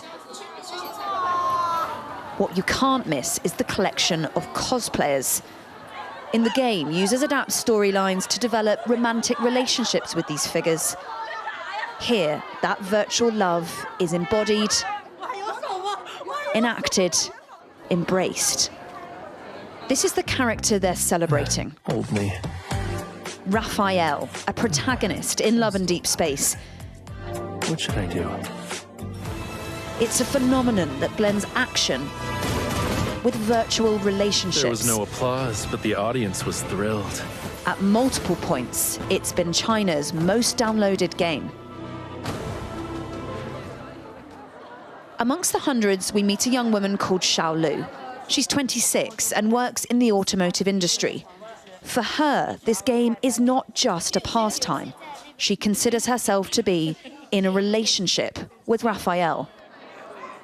他虽然说作为一个游戏里面的虚拟人物吧，但是他也起到了对于我来说一定的陪伴作用。我不太能去认识新的朋友，然后突然一个这样的一个就可以说是虚拟人物吧，他的出现，然后我觉得刚好可以填满这一部分的空缺。Would you like to have a boyfriend in the real world and maybe get married one day? 不要，那 Do you feel in love with Raphael? 对，当然，哎，同样我在他那里也可以感受到他对我的爱。We have 10 people for making the app. Yeah. But others out there are raising the stakes, raising the sophistication. Companionship products that are adding AI. I love the fact that you've just got them in your lobby. Yeah. This company in South China is just one such example. Can we go in? Yeah, sure. Please. In the testing room. Oh, wow. A real sense of how far this technology could go. That's our whole body robot. Wow. They say this doll will interpret your emotions, remember what you've told it, and respond to human touch. My love, come here. I'll give you the biggest hug ever at Fuse. Biggest hug ever. Okay, here we go. Oh. I love you, W. There you are, my love. A blending of robotics with companionship AI and a notably wide-ranging ambition. And is it possible to have sex with this doll? That's also a part of companionship. We will make it as an option if people want it. Are you worried about it replacing human-to-human relationships? Because is there a danger that people could become very reliant on this? Somebody might say that, but it's even more dangerous that people only talk to AI in virtual life, but not face-to-face in physical life. Guardrails for vulnerable users is something companies say they take seriously. But the Chinese government is taking no chances. Stringent new legislation now makes AI companions here more regulated than almost anywhere else. There's no denying China is one of the most exciting places in the world right now when it comes to AI innovation, and there is genuine energy and enthusiasm for it. But there are also conditions about this country that offer some cause for concern. The economy here is really tough on young people. There is a serious shortage of jobs and a relatively well-documented rise in isolation and loneliness. And the government here are also really worried about a major drop-off in the birth rate, with many young women citing economic and social pressures as reasons why they don't want to have children. So the question is, how far is the popularity of digital companions a symptom of these social problems? And how far could they be making things worse? 一般就是2个小时左右，因为我们会去先化妆。 然后准备衣服。 Hao Qi is well placed to answer that question. She's a medical student, but today she's getting ready to take a client on a date. A paying fan who wants to spend time with a real version of her virtual boyfriend. This is a video from one of her previous dates. The client, she says, dictates the terms, the treatment, the food, the outfits. A craze, she says, that spurs both community and isolation. Have you ever been on a date where you felt really worried about someone, that they were lonely or that their mental health wasn't good or that they were really unhappy? 会有的，就是他们，就是包括我的有些单主，他们见到我，就是会先拥抱我，然后会说哦，我最近很难受。你还是感觉到他还是很依恋这个角色的。China is not alone in grappling with these questions, but it is a place especially open-minded to digitalisation. The most modern of crazes, the most modern of moral minefields. Helen Ann Smith, Sky News in Beijing. And you can watch Helen Ann's a full 20-minute piece on YouTube. There was a QR code. It's not there now, but you can find it on YouTube and find it. There it is, if you want access to see the full report. But let's get news now of the Queen, who's spoken for the first time about the visit she made to a cancer support centre just days before news of the King's cancer diagnosis was first made public in 2024. So in a video produced in collaboration with the charity Maggie's, which runs the centre, Camila has reflected on that visit. She describes her experience of not being able to reveal the King's diagnosis as difficult because she was longing to let it out. So the person she was speaking to there was Dame Laura Lee, DBE, who's Chief Executive of Maggie's, and as you can see, she's here with me now. Very good morning to you. Thank you. So tell us a little bit about that conversation there, where Queen Camilla was being very open about how she'd felt on that day back in 2024, knowing that her husband had been diagnosed with cancer and yet not able to be public about it. I mean, it was a real honour to, sit with Her Majesty and hear her reflections of that visit. I knew retrospectively how difficult that must have been to be on show, be at an opening of a new Maggie Centre, of which she's been president for since 2008. But also she sat down with centre visitors and family and friends who talked to her firsthand about their own cancer experiences, their challenges that they were facing, and the worries and concerns that she had. And as ever, she was empathic and supportive to our visitors, whilst at the same time, as she revealed in the conversation with myself, she too was having to adjust to the impact of having her own dear husband, his diagnosis. Yeah, understanding what they were going through all the more because of that. And incredibly candid about how she was feeling and how she was bursting to let it out. I mean, that's a reminder as well, isn't it, that it's obviously a very stressful time for the person who's being diagnosed, but stressful for family around as well. Absolutely, and I think that's why she has been so open about it, is that family and friends are going through this.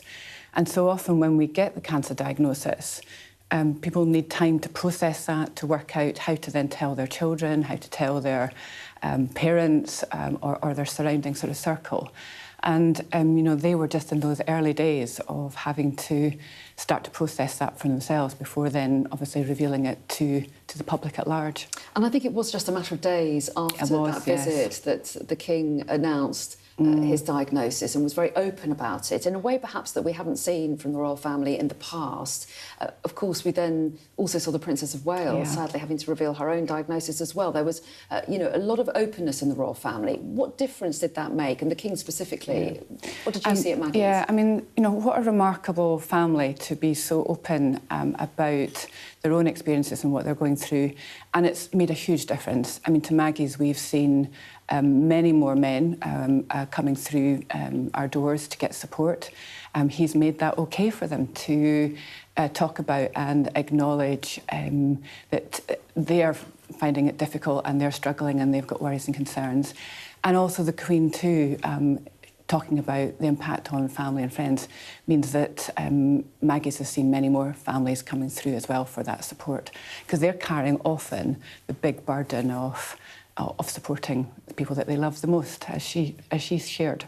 Well, exactly. And so give us an idea of what Maggie does do, because you're there about supporting everybody, aren't you? Yeah. So we're places adjacent to NHS cancer centres where people with cancer can come in at any stage, whether it's newly diagnosis or stage 4 or cancer is incurable, or if they're bereaved. And they can come on their own, they can come with their family, and they can come for as long as they need. And we have benefits advisors, we have clinical psychologists, and brilliant cancer support experts that can help people navigate the challenges that they're facing. And lots of people will have extra challenges depending on what their different circumstances are.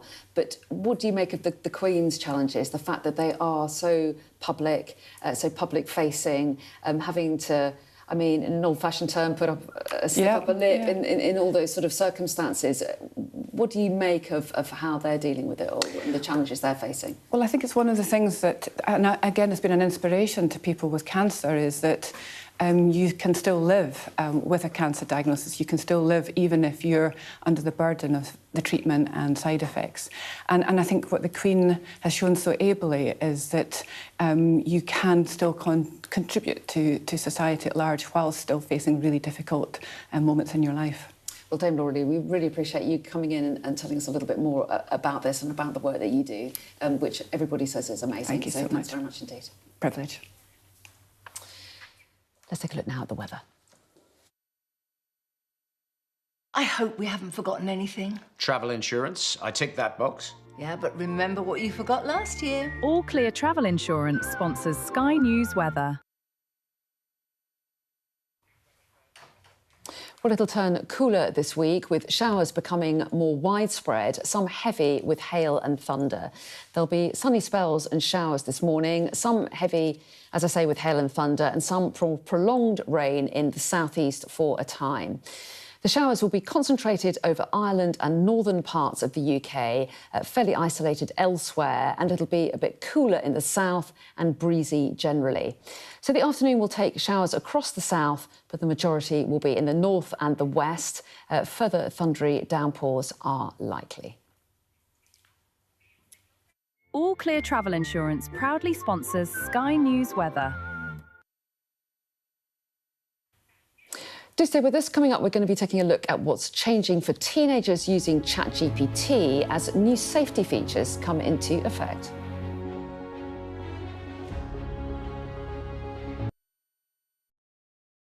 What's the best thing about being a Sky News presenter? Perfect. Let's bring you some breaking news. Being a Sky News presenter. I began by asking, Thank you so much. trusting us to tell her story. The battle for number 10. Sky News has been given exclusive access. Let me give you a sneak peek. It was the day those present would never forget. Why did you decide to open up and tell your story? I'm James Matthews, and I'm Sky's US correspondent, based here in Washington, D.C. James Matthews from Sky News. Can I ask, why was Ghislaine Maxwell invited to your daughter Chelsea Clinton's wedding in 2010? Maria, did you offer to President Trump your Nobel Peace Prize? I presented the President of the United States the medal. Free, wherever you get your news. Bang, bang. You can hear it hitting the windows. Our houses are okay. As bad as all of this is, it could have been much worse. Today, this land they call sacred is at the heart of America's electric car revolution. To me, it's a sacred ground. David Cameron says that you should vote through funding for Ukraine. What do you say to that? I really don't care what David Cameron has to say. Did you stay at the apartment of Jeffrey Epstein? I'm not answering any questions about him. I've covered some of the biggest stories in the world. Mr. Patel, did you endanger public safety when you said the killer was in custody? Mr. Hexter, does your past behaviour make you unfit to serve? Escort coming out! San Quentin houses America's largest death row. They rarely allow cameras onto the condemned block. James Matthews, Sky News. It's one step closer to getting out, to getting off death row. Sky News. Get the full story first. Mr. Trump, James Matthews from Sky News. Hey, James. Mr. Musk, has your ignorance and ego cost Ukrainian lives? Vladimir Putin calls you outstanding. What do you call him, sir? James Matthews from Sky News, Mr. Mamdani. I have to be honest, when you said you were from Sky News, I just got very excited. Could you repeat the question one more time?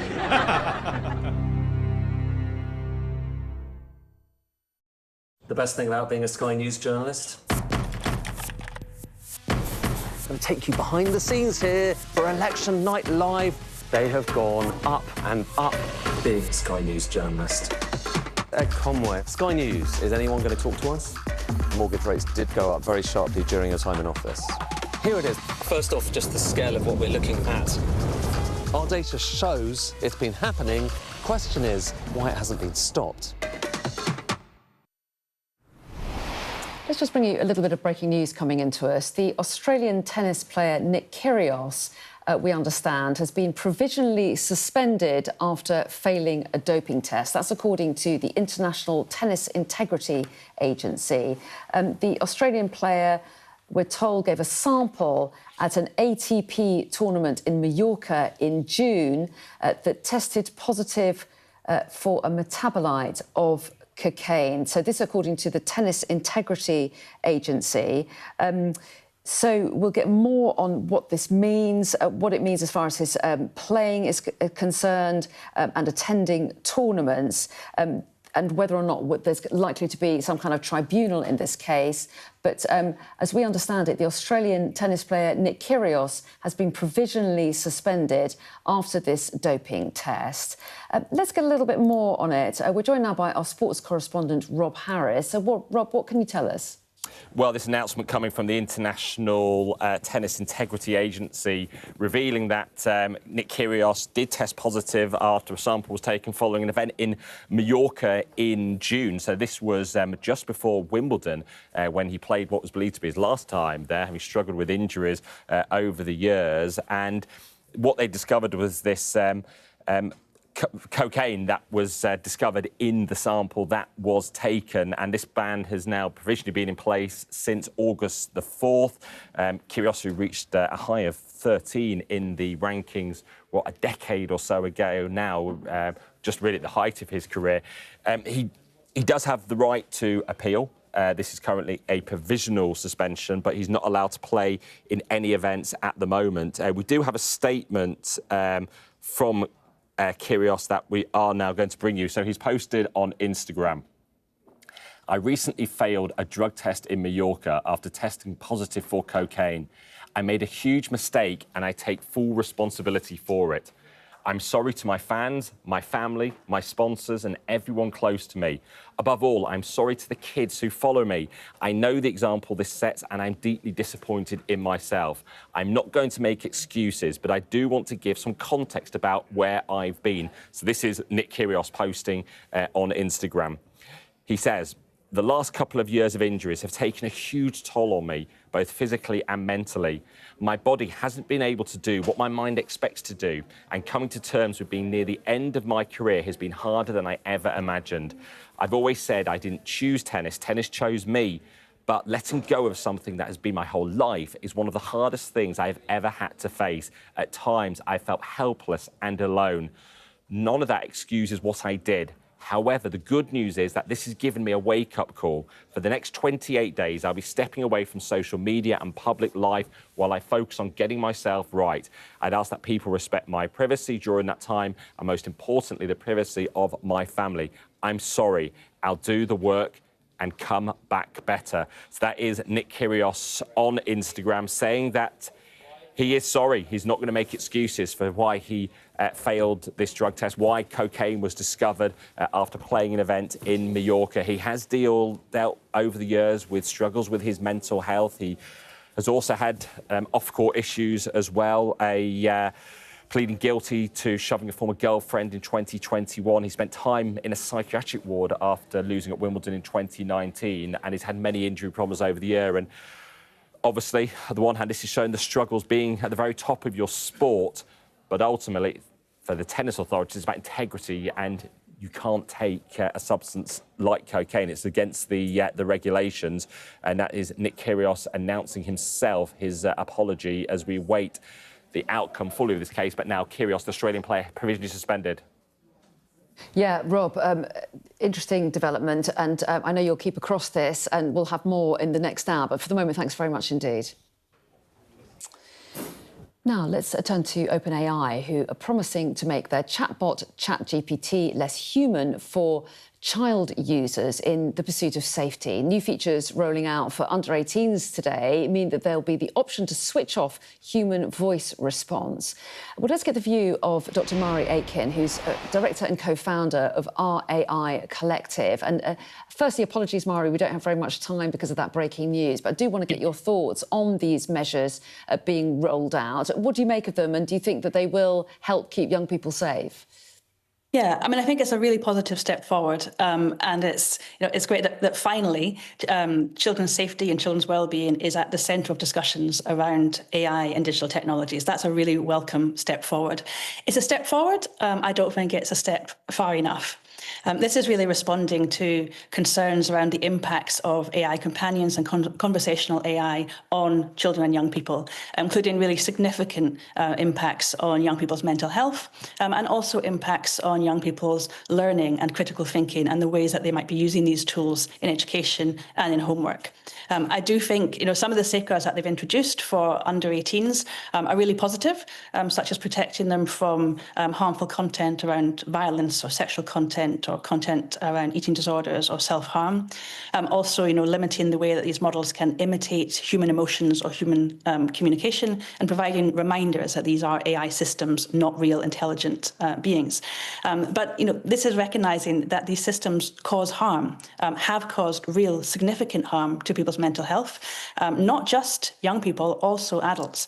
And so I think the question really is, why isn't this the default? Why aren't these systems safe for all users? Why are the new safeguards in place only for young people, for those considered the most vulnerable users? We know that adult users are also at risk of these impacts. And so really, this should be the default position, that these systems should be safe, and perhaps that for the more adult content, that should be the opt-in rather than that currently being the default. OK. I'm so sorry to cut in. It really was short. I do apologise, but really interesting to hear your take. Dr. Mari Aitken, thank you. And all the top stories coming your way. Thank you.